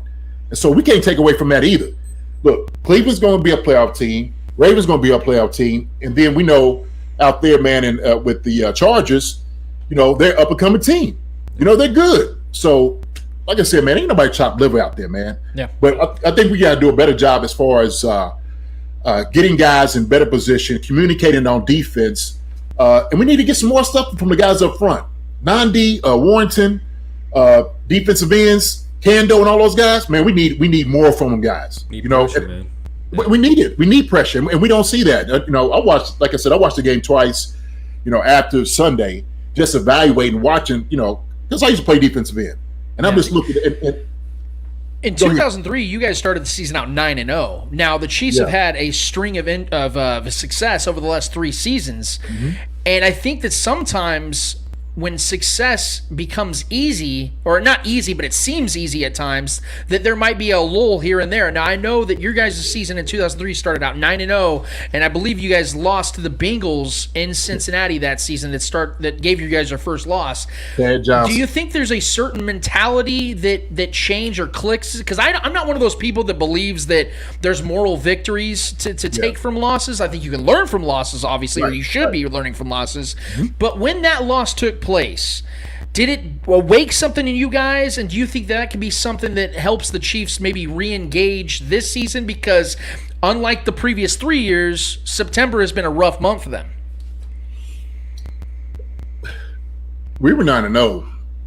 I mean, we were rolling on all cylinders, and to be honest with you, every game that you go in, you're still expecting to win. Right. Sometimes things happen. It's like, oh, well, daggone, like what happened? Okay, now I got a loss. So you reevaluate, of course, every single loss. Like you said, you have to learn from the mistake that you made or with the loss that you take. And so to us, I'm not going to say we weren't really worried about the loss. To us, he's like, look, the main goal is still the main goal. We're still trying to win the Super Bowl. That's what we're trying to get to. And so, yeah, Cincinnati, hey, one and done, leave that away, right? That game's gone. And so I think you have to have the mentality that each week you have to get that victory, that one victory. You can't look ahead and saying, well, should we at now every single week, right? Any team that comes in, we're 0-0. Come in, win this one. Come in, win this week. And I think when Patrick and them came, when he first started, that was the mentality. Just win this week, right? Let everything else take care of itself. We don't have to look, farther and count games. Just win this week. Just win this week. Andy does a great job of getting those guys mentally prepared, focused on, the little things, the details of it. And I think right now, the details with what guys are missing out in is part of the problem.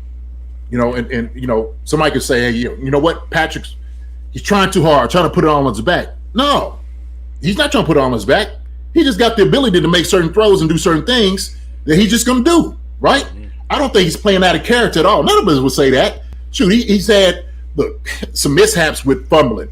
We ain't seen that in the past 2 years, these guys just fumbling like that or turning the ball over. It didn't happen. We didn't see anything like that. So now I know Patrick is reevaluating those things. They're going to get it. Look, they're going to get it fixed. I have no issue and no problem with the guys on the offensive side of the ball. Defensive side of the ball, I know you was talking about just concern. Part of that mentality, like, look, we understand that our offense has the ability to score any time during the game. So we got to be more prepared and more ready to go in at any time and play longer than the offense is. I mean, it's just the reality. Unless you're just trying to go in and say, look, we got to get them three and out, right?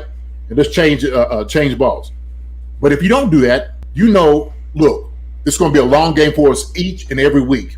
We don't get the things done, it's going to be a long, long game. And so Tyrann Mathieu is going to do a much better job getting those guys ready. I think the first game you surely missed, right? But did a good job and got the victory without him. So him coming back and kind of getting these younger guys, because he got younger guys around him. Some guys, Baker, Hughes, and all those guys that he still got to communicate and talk to. Naeem, he's got to get him, same thing. Bolton, he's got to get all these guys put together on the same page. And so him being the junior out there on the defense, that's his job. And so his mentality is like, look, these guys' offense is going to get it done. We know we got to understand we got to have their back. We have to have their back. If they don't score enough points, we make sure that the other team is not scoring enough points. Okay? We got to keep them out of the end zone. So I think that more your mentality, they just got to talk to each other and say, look, man, look, everybody's saying you trying to do too much. Others are saying we're not doing enough. What we need to do is play together as a team. Don't listen to the noise that's out here. Stay on social media and Twitter and all that. Listen to it, but don't buy into it, right? We know the guys in this room, who they are, what we've been doing. You can't take away what we did in the past 2 years. So let's just understand that, get our focus back together, and let's go out there and just play ball. Couple more questions for you, Jason. And again, we really do appreciate you taking your time, man. And on a beautiful Saturday, I'm assuming it's beautiful out there in Kentucky as well. It's gorgeous here in Kansas before it starts to storm, or at least they're saying it's supposed to storm, but it ain't looking like it right now. But speaking of storm, do you think the Chiefs are going to bring a storm into Philadelphia this week? Because it seems like this is a get-right game for them, both offensively and defensively, because at this point of the season, they have not played together on both offense and defense in one game. You saw the defense play strong in that first quarter against the Chargers, but coincidentally, the offense was turning the ball over with precision at that point, and it feels like they haven't been on the same page at all this season. Do you think that changes this week in Week 4? I think so. I think a lot of it is, and try not to pressure yourself, really.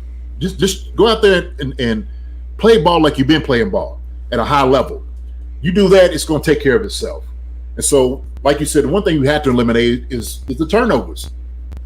If they do that, just eliminate the turnovers, they win handily. It's not even a close game. It shouldn't be. Any game that we're into, eliminate the turnovers, should be fine, right? And so this week, I think it turns over.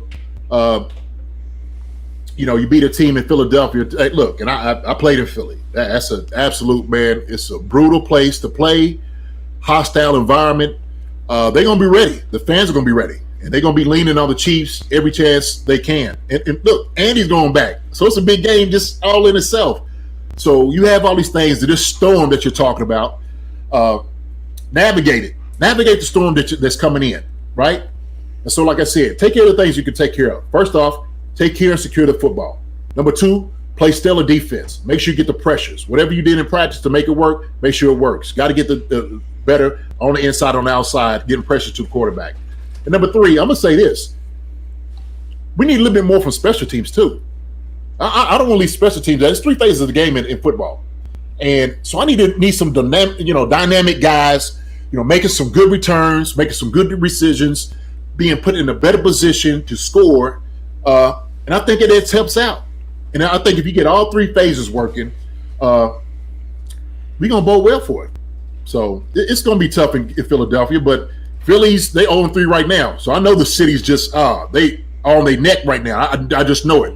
And whatever you think Kansas City fans are to the Chiefs, it's 10 times that in Philly.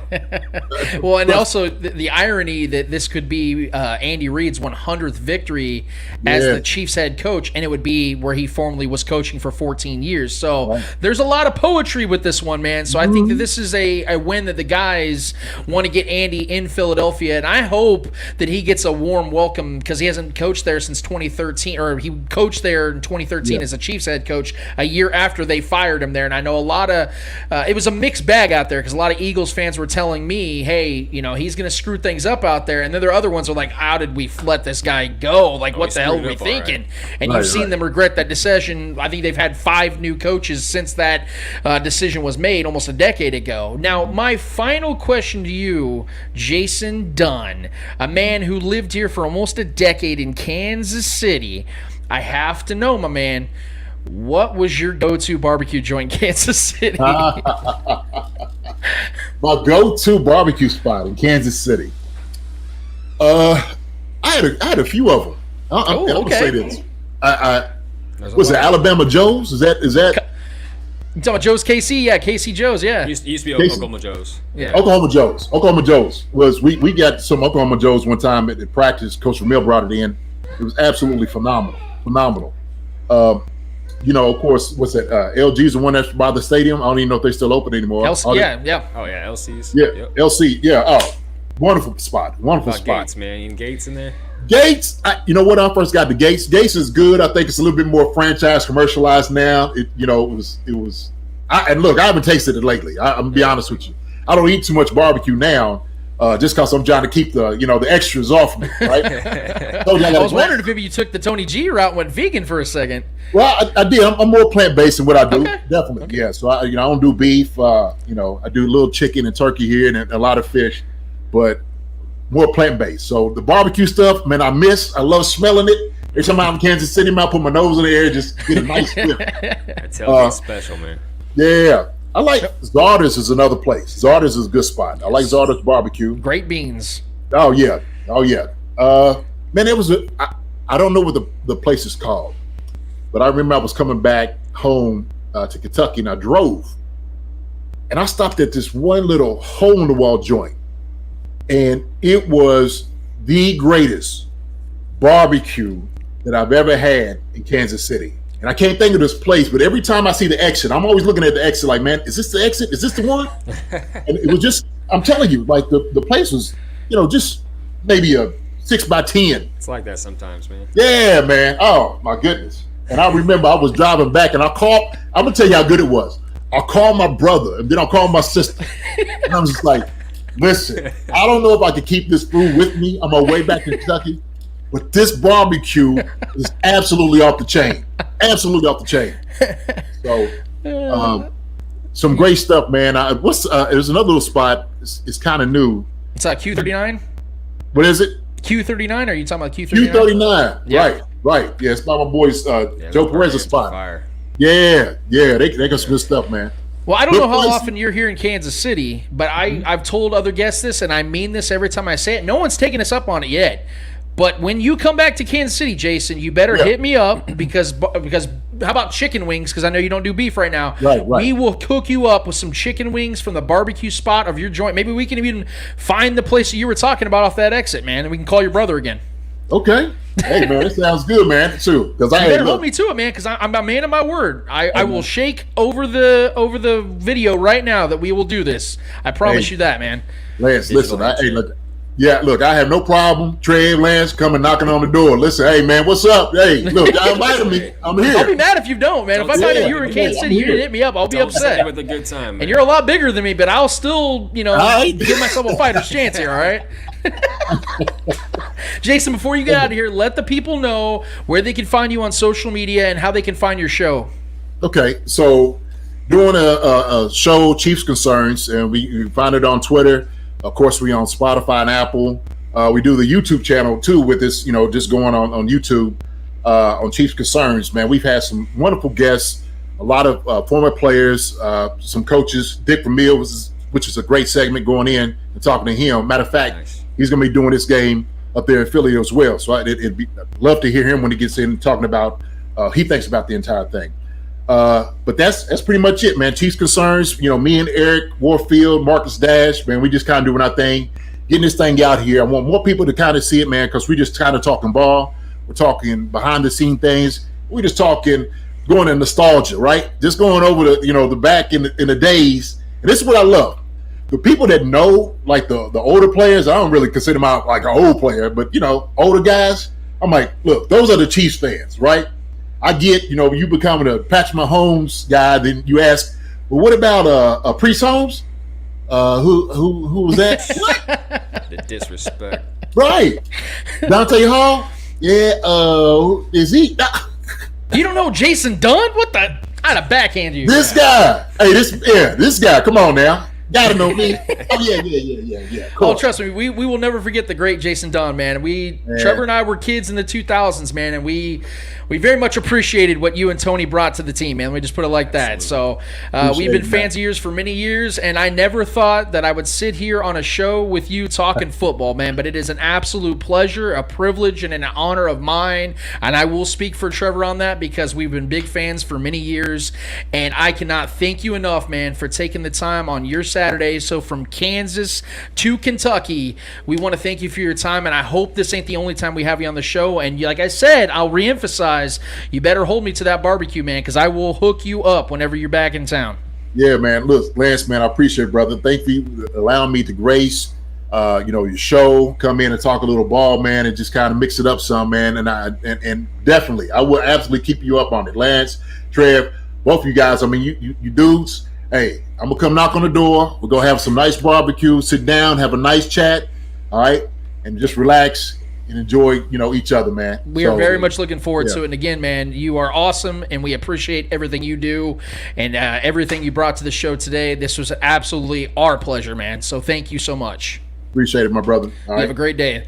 That is our guy, Jason Dunn, the great Chiefs player. He has an awesome show. I've actually been peeping him and Eric Warfield talking some things about current events, and they have some good stuff, man. So definitely go give him a follow, give their show a follow.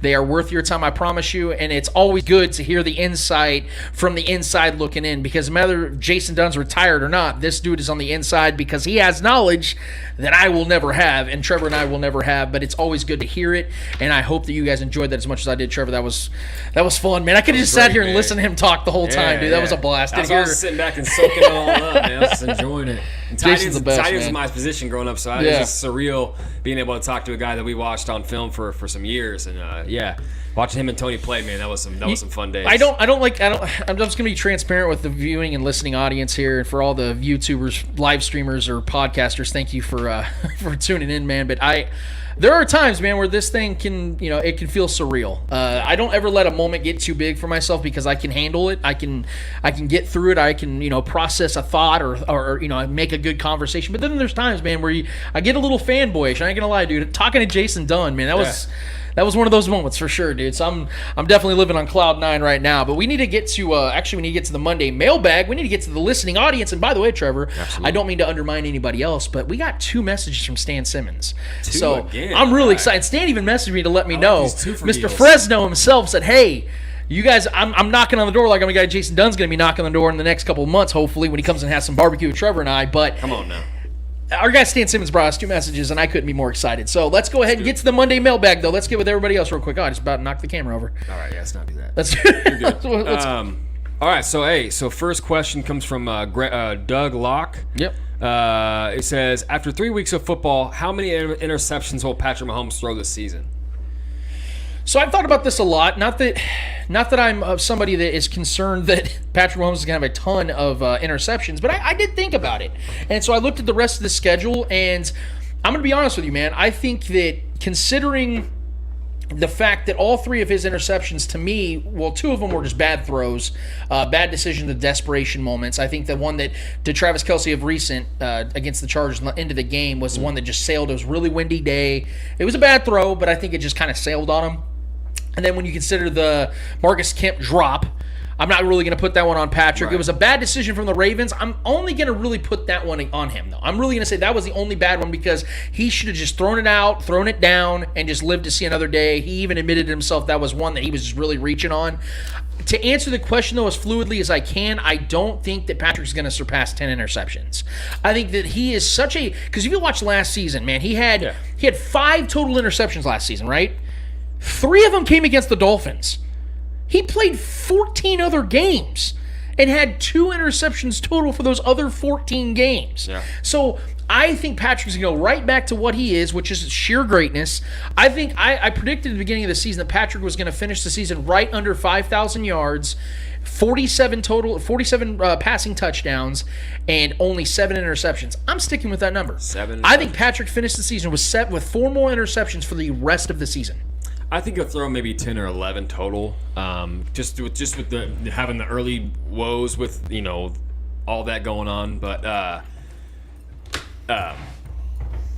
I'm not worried about it. This isn't. I mean, you got to take the sample size for what it is. Like it's Patrick Mahomes throughout his career as a professional has not been a turnover-prone quarterback. Has not been a guy that throws interceptions. And I'm going to take the sample size of all his previous years and then compare it to this rough start we've had so far to start this season. It's more of an anomaly for me. It's not something to truly worry about. Pat's not all of a sudden going to become a turnover machine. That's not just going to happen overnight and within a couple weeks of the NFL season. And like I said, it's early season. There's a lot of adjustments that are to be made. Patrick is going to be Patrick. We can talk about him doing too much, which I kind of got caught up in that in the moment of the heat of the game when I was upset about the turnovers. We got to let Pat just continue to be Pat, man. That's what wins us games more times than it doesn't. Are there going to be turnovers here and there when he's trying to make these no-look passes, when he's going to try to make these magical plays downfield? Sure, it's going to happen.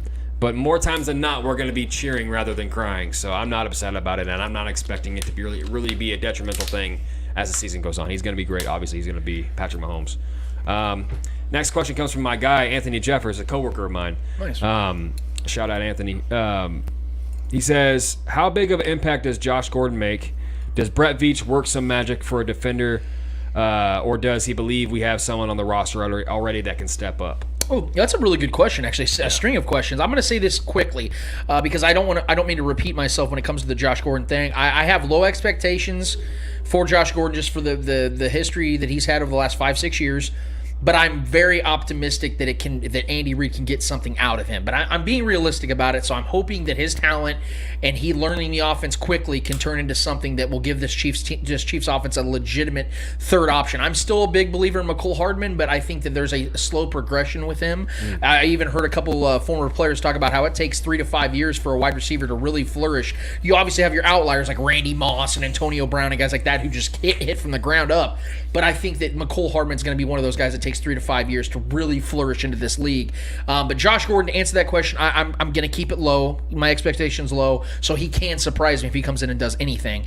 When it comes to the defensive side of things, unless I'm mistaken, and maybe after the show it'll change, because things are so fluid and rapid, Jamie Collins to me just runs off the board for me. I think he is the guy that can come in here and immediately apply pressure to the quarterback position. He didn't pan out well in Detroit. That team sucks, and I think that it just wasn't a good fit, and I think that he's ready to move on and get maybe an opportunity to finally win in his career. He's 32 years old, good, wily veteran guy to have, and I think that he would fit this defense very well and work his way back into it. People love to praise the Terrell Suggs signing, which I understand he played his part, but the dude had 3 tackles in Kansas City. I think Jamie Collins would actually be a key contributor. I think this would be a guy that can get some edge rush, possible sack numbers up, because we know Frank Clark ain't bringing it. And to answer that question very easily, ultimately, when it comes to a guy in-house, it's Willie Gay. If Willie Gay stays healthy, I think this dude's going to be the best tackling player on this team. That includes Hitchens. That includes Tyrann Mathieu. That includes Nick Bolton, who's played pretty decent. Who's going to improve when Willie Gay gets back on the Yes, field? Willie Gay is the automatic answer when it comes to in-house. That's an easy question, or an easy answer to that easy question. Those are good questions. And he's primed. Yeah, and Willie Gay is primed for a big year this year already. Just he's been banged up, obviously. So, just to address the defender side of it first. Yeah, Jamie Collins, without a doubt. As soon as I knew he was cut, as soon as I knew he was a free agent, I would love just having that experience. He's been on some good teams. He's been a part of some Patriots team. You know, he's been a part. It's a great system. So he has that veteran presence that I would love to have. And like you said, a Frank Clark insurance would be great to have. So I think there's not a lot of big names out there that can be picked up and moved around or traded for that I know of that are on the block. But just getting pressure, man. That's all we need. I think we got the guys on this roster to do it. I just think there's been a lot of coaching calls, a lot of structure issues, a lot of miscommunications. That's things that can get adjusted. I don't think we have a talent issue on this defense. I really don't. Adding a Jamie Collins to the talent pool would be great. Yeah. I think it's very possible that could happen, especially if he takes the vet men. But I don't think it's a talent issue. I think it's a communication issue. I think it's just a performance issue. I think guys are just not in the right places, and we need to tackle people. It's simple as that. If we're making tackles, that's all we need to do, man. That's the quickest way to clean up defensive woes is just making tackles, not missing tackles, and then communicating. And I think a big part of that is getting Tyrann Mathieu back in the flow of things, getting him out there and communicating with his guys, getting his guys in the right position. And taking care of that and cleaning that up. So I think we'll be fine there. If we pick up Jamie Collins, that'd be great. But as far as Josh Gordon goes, I love Josh Gordon. I think he's still a very, very much talented guy. This is the best position I think he's ever going to be in his entire career. Because he is behind Travis Kelce and Tyreek Hill. Because he doesn't have to come in to be a major contributor right away. When he went to the Patriots, they needed him to contribute right away. When he went to Seattle, he was kind of coming in to be that second receiver. Right behind Tyler Lockett. He was coming in to be that Thunder and that Lightning guy to the Tyler Lockett because they didn't have a lot of great. The Patriots did have Julian Edelman and Gronk, but they needed a true number one. Julian Edelman was never a true number one receiver, right. And Gronk was a tight end, so they didn't have like that guy. They wanted to, and he was contributing in the red zone when they brought him in. He was a good number 2 red zone go-to guy outside of Gronk, and he immediately scored a couple of touchdowns. So I think he could be that, and then in a few weeks. I think he's like that coupon. You know, you go to this restaurant, you always get the same thing. He's that coupon that you can use, to try something. There's only upside. If you have a free... That's pretty good. I'll bite on that It's one. like you go to a restaurant, you've always got the same thing. You use this coupon to try this one thing you've always been kind of skeptical of. You never know if you would like it. If you like it, if you don't, it was free. Yeah.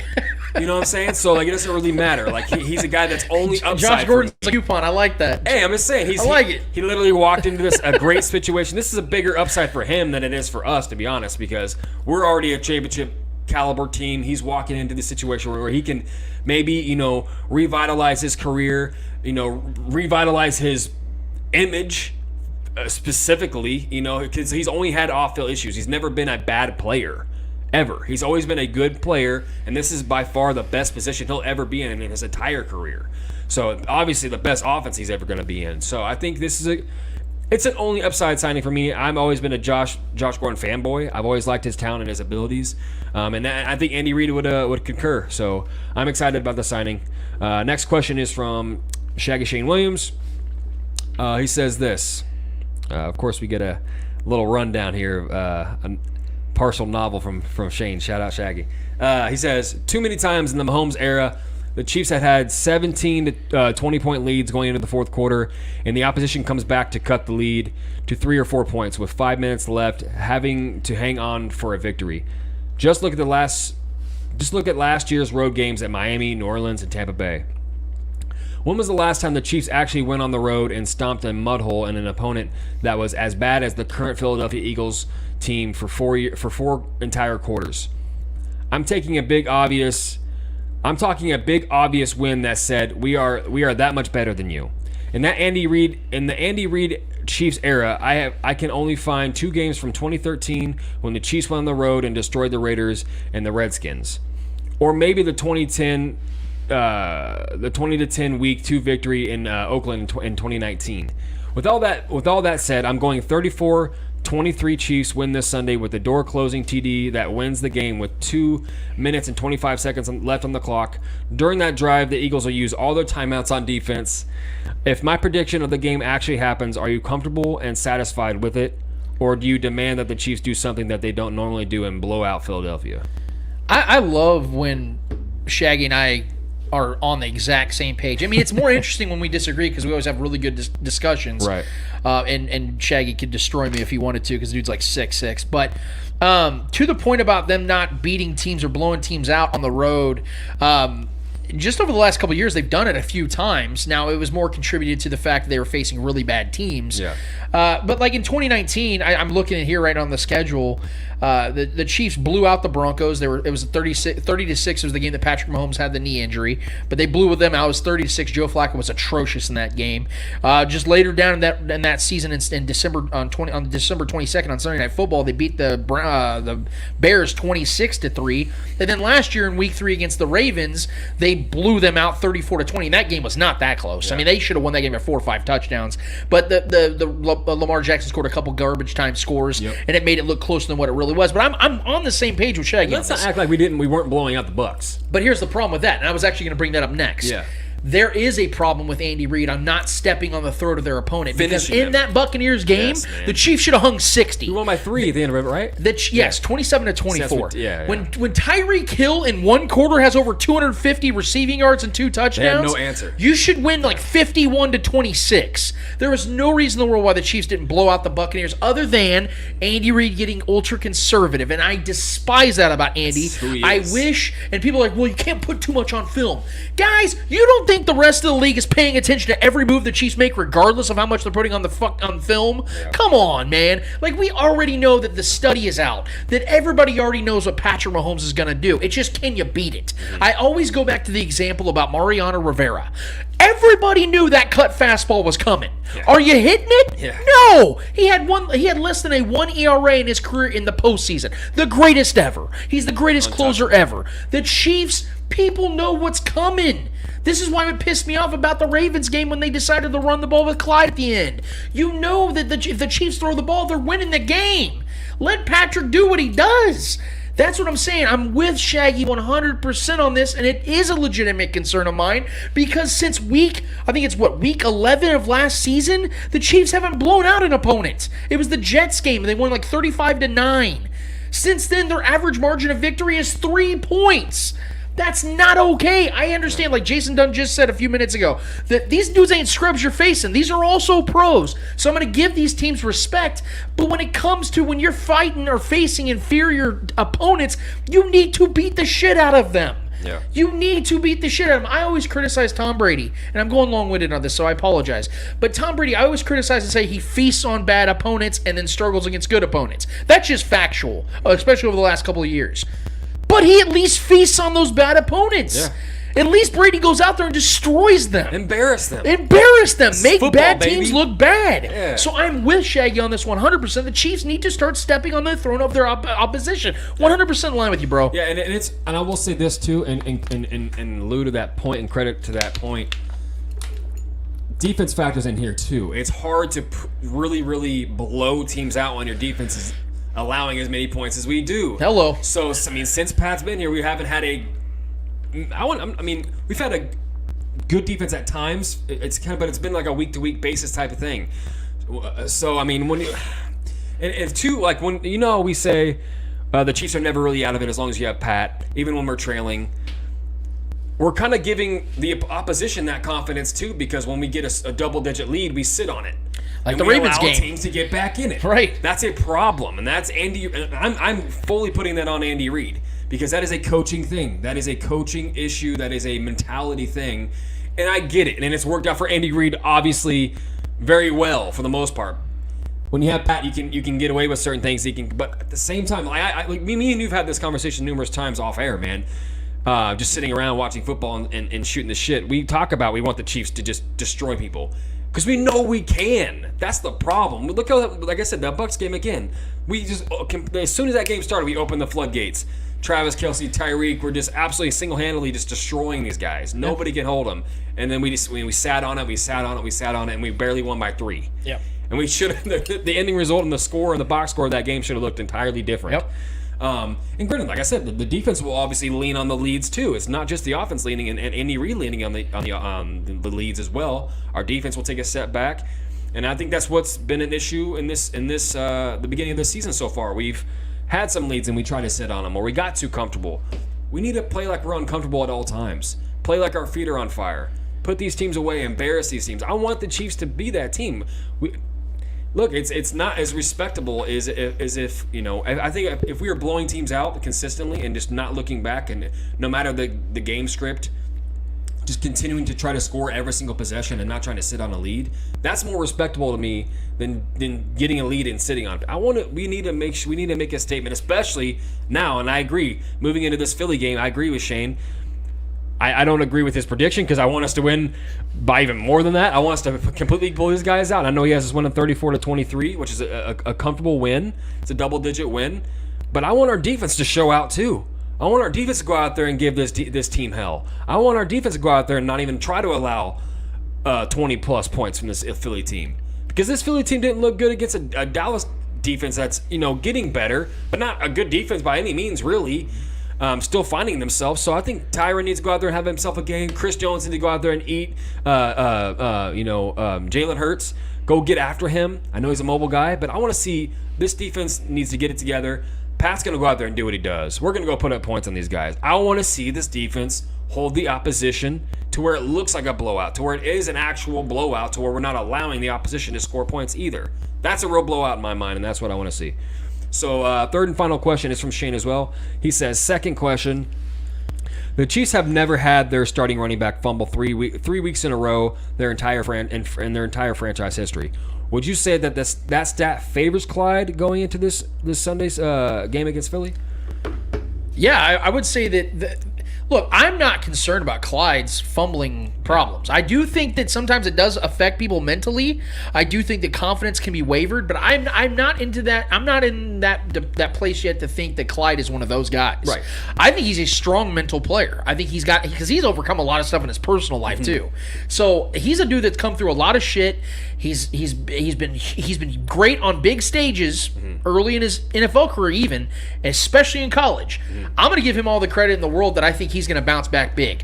I'm still a Clyde believer. I don't think he's lived up to first round expectations yet, but Clyde to this point of his career has been much more of a positive than a negative, and I am not there yet. Now, if he goes out there against the Philadelphia Eagles and struggles to get out of the blocks, he struggles to make anything happen, and he fumbles again, we're going to have a much different conversation in episode 137. Yeah. But as it currently stands at 136, I'm going to still say that Clyde Edwards-Helaire has all the capabilities to turn this around and make what once was wrong, and I think that's what he's going to do. Well, yeah, I mean, even after that last fumble in the last game this past weekend, he did nothing but average almost 6 yards a carry after that fumble. Played well. He was balling out. Against a bad defense, and see, that's what I'm talking about, capitalizing. Well, I mean, he used him to his strength. I mean, he caught a couple balls finally. They're kind of... He got targets. We got to get him some targets, man. That's why we drafted him. That's his specialty. Yeah. That's why he's so good at... When you get him in space, literally anything can happen. You go watch his tape at LSU. Burrow would find him in the flat or in a designed screenplay or whatever. I mean, he would make things happen, man. And he was deadly in the red zone too. Get him involved in the passing game, in the short game, in the red zone as well. The guy is incredible at that. That was his strength. I don't know why we're not doing that. There's no real answer for that. That's something that's going on in the coaching, in the script. Maybe it's a Mahomes thing. He doesn't like to check it down either. I get that as well. We got to get him more involved. We drafted him to where he needs to be more involved. It is what it is. I didn't like the draft pick personally. I don't like taking running backs that high, investing that high in today's football game. But I love him. I love Clyde. I think he's got a lot of skill. I think he's going to flourish in this roster and this year. I think he's going to have a big year moving forward. Fumbling is not a concern of mine. You got to look at the bigger sample size of his going back to his years in college and then last year as well. He's never fumbled up until that point of this year. So it's not a trend. It's not a trend for Pat to throw picks like he has. It's not a trend for Clyde. It's not a trend for Tyreek to be fumbling either. This is a thing we just got to shake it off, get it right. Moving forward, I think it starts this weekend. I think it starts tomorrow. I think we put it on Philly, and I think Clyde's going to be a big part of that. We have our guy Stan Simmons. It is the Stan Simmons time. He has left us 2 messages again this week, and I'm liking this consistent contribution from our guy Stan Simmons. Shout out to him out in Fresno, Cali. Let's start with the first message. Here we go. Hey guys, Well, here we are again, coming off another Chiefs loss. I'm not going to point fingers and start blaming everybody. I'm not too concerned just yet. But I will say this. Spags has got to get better at putting players in the right position. Listen, I know the Chiefs committed 3 straight turnovers, and I'm not ignoring the late game Mahomes interception. But as a highly paid defensive coordinator with a highly paid defense, you cannot allow 100% touchdowns by the opposing teams once they reach your red zone. To me, that's what's killing us. Our defense played well yesterday, but they seem to not be able to make the key stops when needed.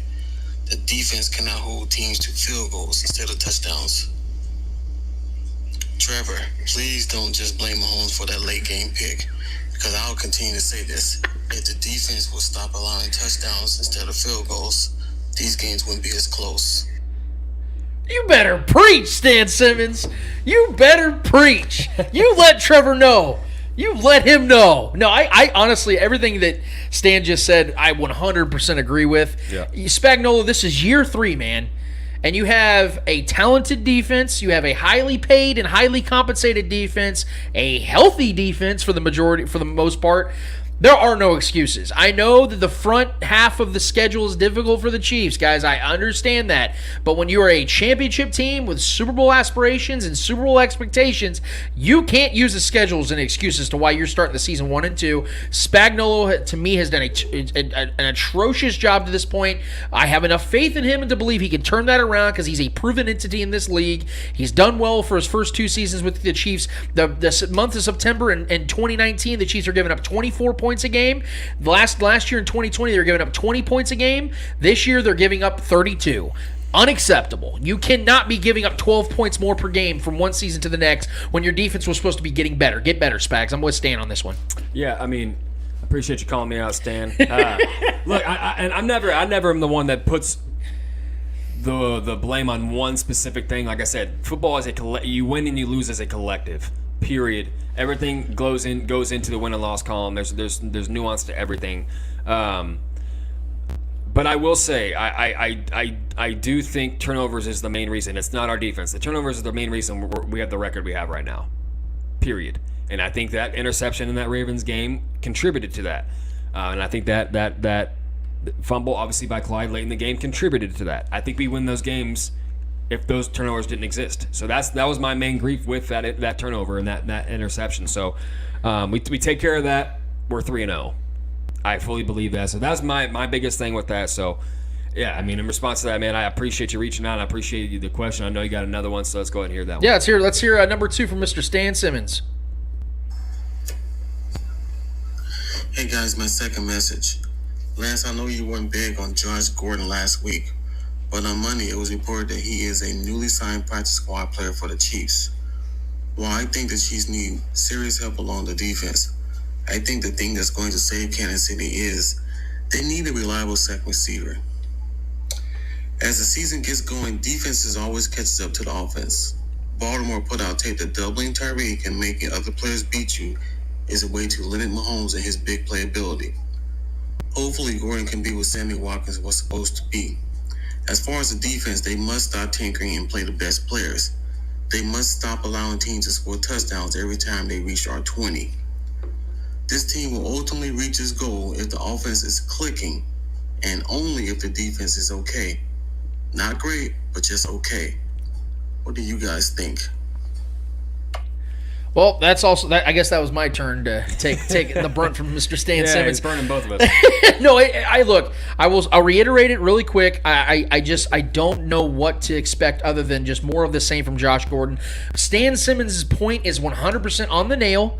That the Chiefs need to add a little bit more diversity to their offense, if you will, more spread it open a little bit. But I think that goes beyond adding any other player, regardless of how talented they are, because to Trevor's point, to my point as well, the way you open it, 2018 Chiefs offense with Kareem Hunt was the greatest offense I've ever seen in my life. It was unstoppable. Simply unstoppable. Why? Well, Kareem Hunt was special, obviously, but this offense utilized Kareem in such a unique way. He was catching the ball so well. I mean, guys, through 11 games in 2018, Kareem Hunt had 14 touchdowns, 7 rushing, 7 receiving. Now, I'm not trying to put the same expectations on Clyde that I had on Kareem, but Kareem was a third-round pick.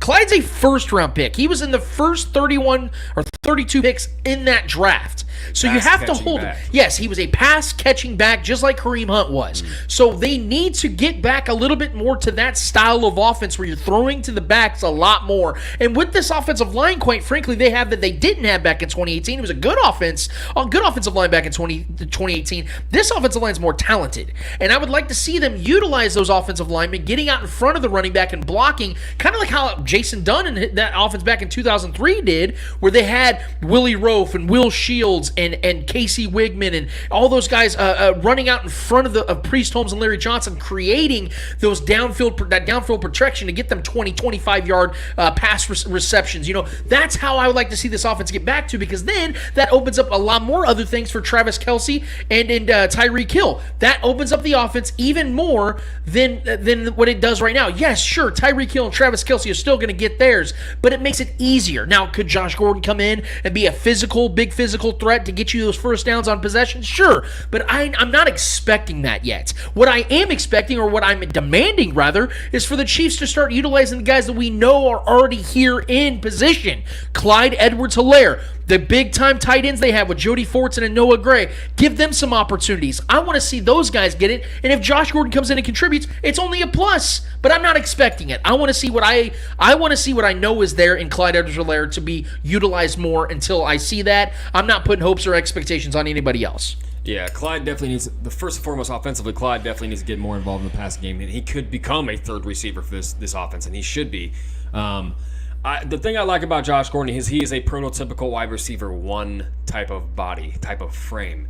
And he's been getting, obviously, credit from Tyrann Mathieu out in practice already, talking about he's that guy that you can just throw the ball up and he'll go get it. We needed that on this offense out of a receiver. Because we have speed. We have Nicole, we have Tyreek, but they're undersized guys, and Tyreek obviously being an absolute freak is supersedes what he's expected to do at his size with his ball tracking, his ability to get up and get it as well. But there's still limits to when he's that height. I like Josh Gordon just because he still has speed. We obviously got to see him in game, but I like him in the red zone specifically. A get up and get it guy. Big body, and also I think an underrated thing too we got to understand is we have speed, but we have undersized guys like McCall and Tyreek. But downfield blocking for a receiver, he's good at that. He's a big, strong guy. So say we dump it off to a McCall, a Tyreek, or we dump it off to Clyde. Having a downfield blocker at the wide receiver position that the size that Josh Gordon is could be very, very valuable. And he's a big, strong dude. So I think we can utilize him in that, too, if you think about it in the small, little, minuscule things that happen that you don't really see on tape often. That could be a big thing, too. So having him in the red zone, for me, is the most specific reason I like the Josh Gordon signing, because we haven't been as good as we want to be in the red zone. As talented as we are, when we get down there in the 20s, in the 10s, things get tight, and we haven't been as good as we should be with the talent that we have. So I think having a guy that can go get those jump. Granted, we have those tight ends. We need to utilize more. Skyscrapers with cleats. But that's a new thing. That's kind of Jody Fortson already got his touchdown. I'm so happy for the kid. But that's something that's going to be. I think we're going to see more of that in the red zone. But adding Josh Gordon to the mix of that as well, putting that much more pressure on the defense to have to worry about another guy like that. I love it. That's why I like it. There's only upside to the Josh Gordon sign. If he gets hurt or if he has off-field issues, bye, see ya. It doesn't hurt us at all. It only hurts him. So the upside is only for the Chiefs, and I love it. We appreciate everybody, and I mean everybody that contributes to the Monday Mailbag each and every week. We post that on our Facebook group every Monday. Please join in, guys. We appreciate all the newbies as well, man. When we get new guys in, we get excited. Our guy Stan Simmons all the way up from Fresno, Cali. He's already got it down, man. He sends us voice messages, and I promise you, if you guys send us voice messages on our Anchor app, we would gladly play those as well and respond to them like we do our guy Stan Simmons, who is now an OG around these parts.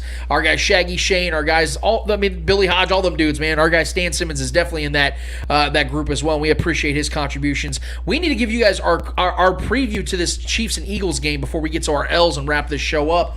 I'm going to keep this very simple. Yeah. Because we can dive deep, and trust me, Trevor and I can definitely do that, as you guys know by this point. I'm going to keep this very simple. The Chiefs can't just go and beat the Eagles. They have to go and beat the Eagles. Look, the Chiefs have to beat this Eagles team convincingly. Our guy Shaggy Shane already lobbed it up for me to hit it out of the park. The Chiefs have had trouble blowing teams out. And I know that wins are wins. I get that. But in this moment, in this instance, I believe that style has to matter. Because the Chiefs now, there's blood in the water. The rest of the AFC, the NFL, they're all taking note. The Chiefs are struggling. As little the coverage the Chiefs get nationally most times, because they don't get the same as the Cowboys, Eagles, all that, and I get it because it's, you have your coastal teams. They're going to get the brunt because of population. But the Chiefs are getting a lot of attention now because this is shocking everyone, like Jason Dunn said. It's shocking everyone they started this way. It shocked all of us. No one was expecting this. If the Chiefs go out there and beat the Eagles by 20 points, you don't think the rest of the league's going, you know what? That team's still there. That team is absolutely there. Yeah, the Eagles aren't a good team, and no one's expecting the Eagles to be a good team at all, except Eddie. But the Chiefs went in there and dominated this team. They're still there. But if the Chiefs go out there and win by 3 points, like they've been beating the rest of their teams over the last 8 victories, yeah, we have some legitimate concerns here because this is not a team that you should allow to hang around. This is not a team that's good enough to hang around because teams like the Rams, teams like the Bucks, other teams that people are big on this season would not struggle with the Eagles. This is a team that should be blown out by good teams. This is a get-right game for the Chiefs. This is a game where Patrick Mahomes should complete 80% of his passes and throw for 400 yards and 4 touchdowns. This is a game where Andy Reid should step on the throat. This is a game where the defense should force 2 turnovers and be an actual positive for this team. This is a game where Clyde Edwards-Helaire should continue his trajectory and the trend that he built against the Chargers last week. This is a game where the Chiefs shouldn't turn the ball over. This is a game where the Chiefs should blow out the Eagles. That's what I'm expecting. That's what I'm predicting because as I told you guys from the very jump of this episode, I still believe the Chiefs are a Super Bowl caliber team. I've not given up on them. Am I critical? Am I pissed off? You better fucking believe it. But I still expect this team to go out there and play like champions. Had a month now to let this shit go out and play out. Now they need to get rid of that and turn the tide and get back to business, which is winning. That's what we do here in Kansas City. That is the new culture. That is the new set standard. I expect them to go to Philadelphia and get Andy Reid his 100th victory as the Kansas City Chiefs head coach and turn the tide and make this team what they are, which is the best team in the AFC when they play at their strengths. Yeah, look, this is a rebuilding Philly team that doesn't have an identity yet. It just doesn't. There's a lot of moving pieces. There's a new head coach, new system on both sides. A lot of things have changed. This is not a good team. There's no reason we shouldn't go out here and blow this team out. But I will say this: I have to see it to believe it, man. I got to see the Chiefs do it first. I know Pat wants to, but I feel like it starts from the top. I feel like Andy Reid, we've already talked about this ad nauseum. He gets that lead. We'll start running the ball a whole lot more. Settling for field goals. Just chipping away, get out healthy. I get that. I understand that's probably the better idea. But as for the fans that want to see just an outright just ass kicking, just give us one. You know what I mean? Just give us. Can you just give us one? Hand it over. Come on, just give us one, man. Like let this. Well, be, to that point, it makes sense. It's in Philly. When you say this Eagles team is in the same caliber as the last season Jets team. Right. Yes. What did the Chiefs do against that Jets identity. team? I mean, as much as I like Jalen Hurts, I like him as a player, I like him as an individual. He's a they smart suck. guy. They're not. They good. suck. Outside of that defensive touchdown last week against the Cowboys, the Cowboys suck. destroyed them, dude. They had them on the ropes the entire That game. Eagles team is ass, Trevor. Right. They are straight up butt cheeks, Right, dude. and they were getting pressure on Jalen Hurts all night. And if Chris Jones can't get pressure, man, it's going to be really frustrating. But I just see this has got to be the week where we rebound, set everything straight, tighten everything up, no turnovers, for Christ's sake, please.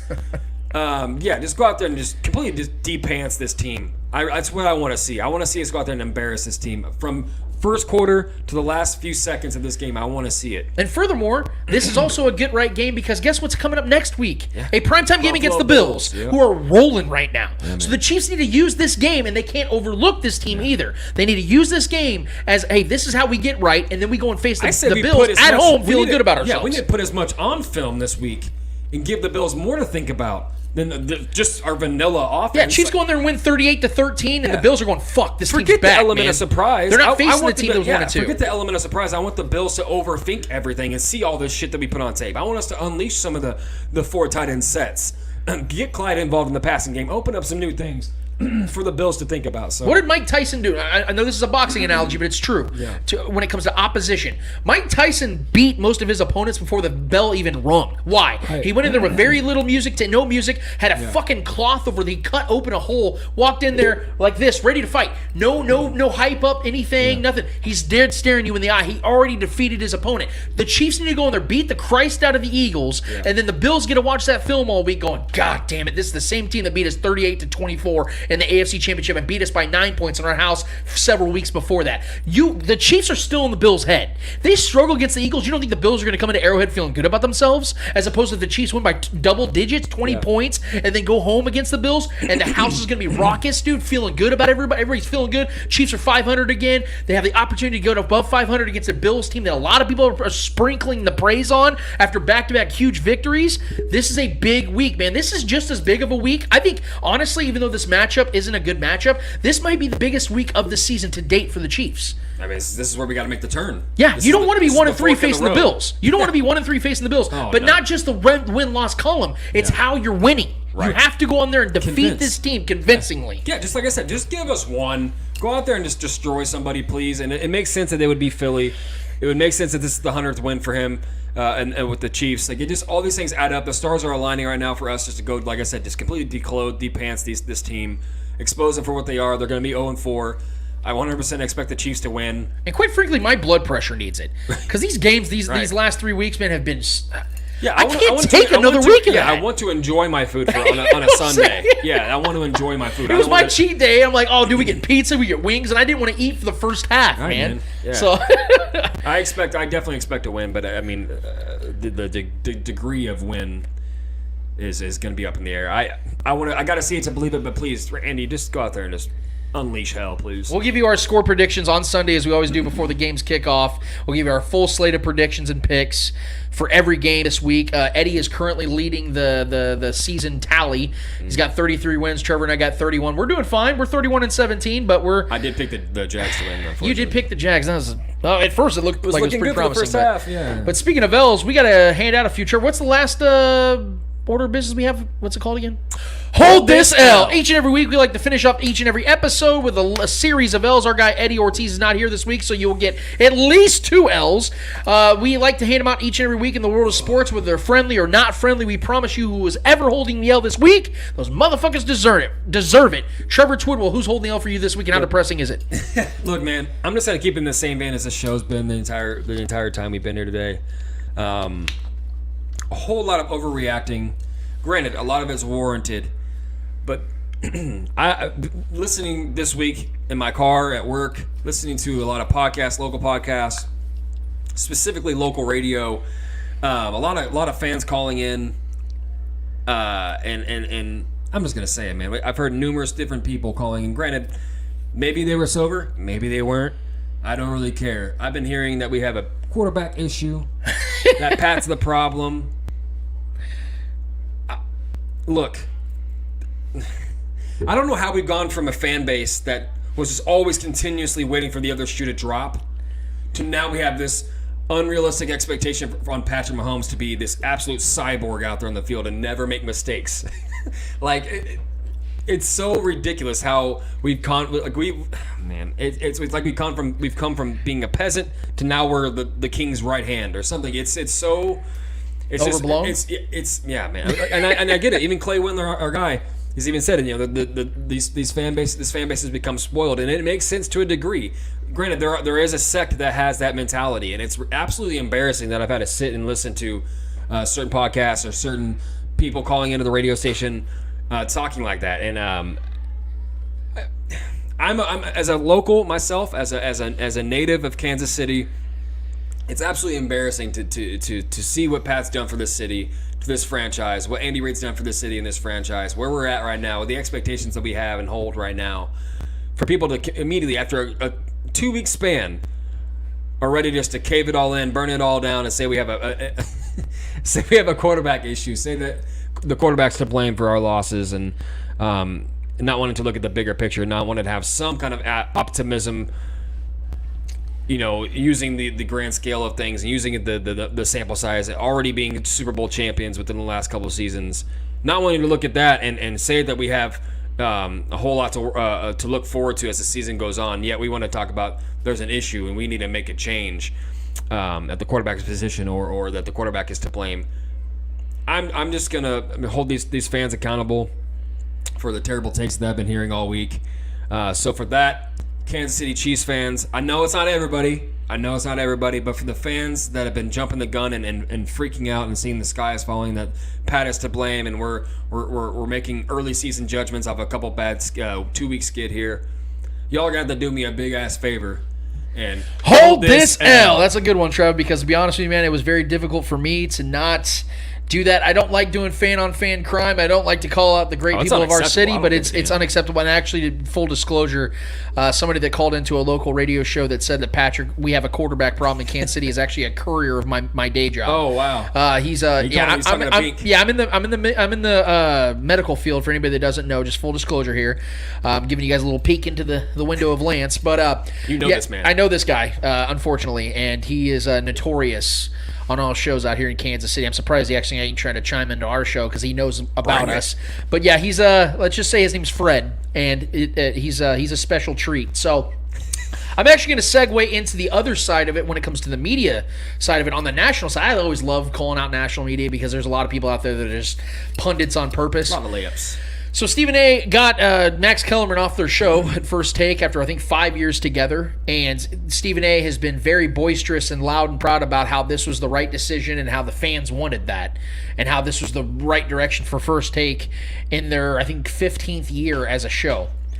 So the numbers just came out, and a guy by the name of Bobby Burack, B-U-R-A-C-K, you can go follow him at BurackBobby _ on Twitter, made a tweet a couple of days ago, or actually last week, that states, Stephen A. said on radio he saw numbers that suggested First Take's viewers wanted Max Kellerman off.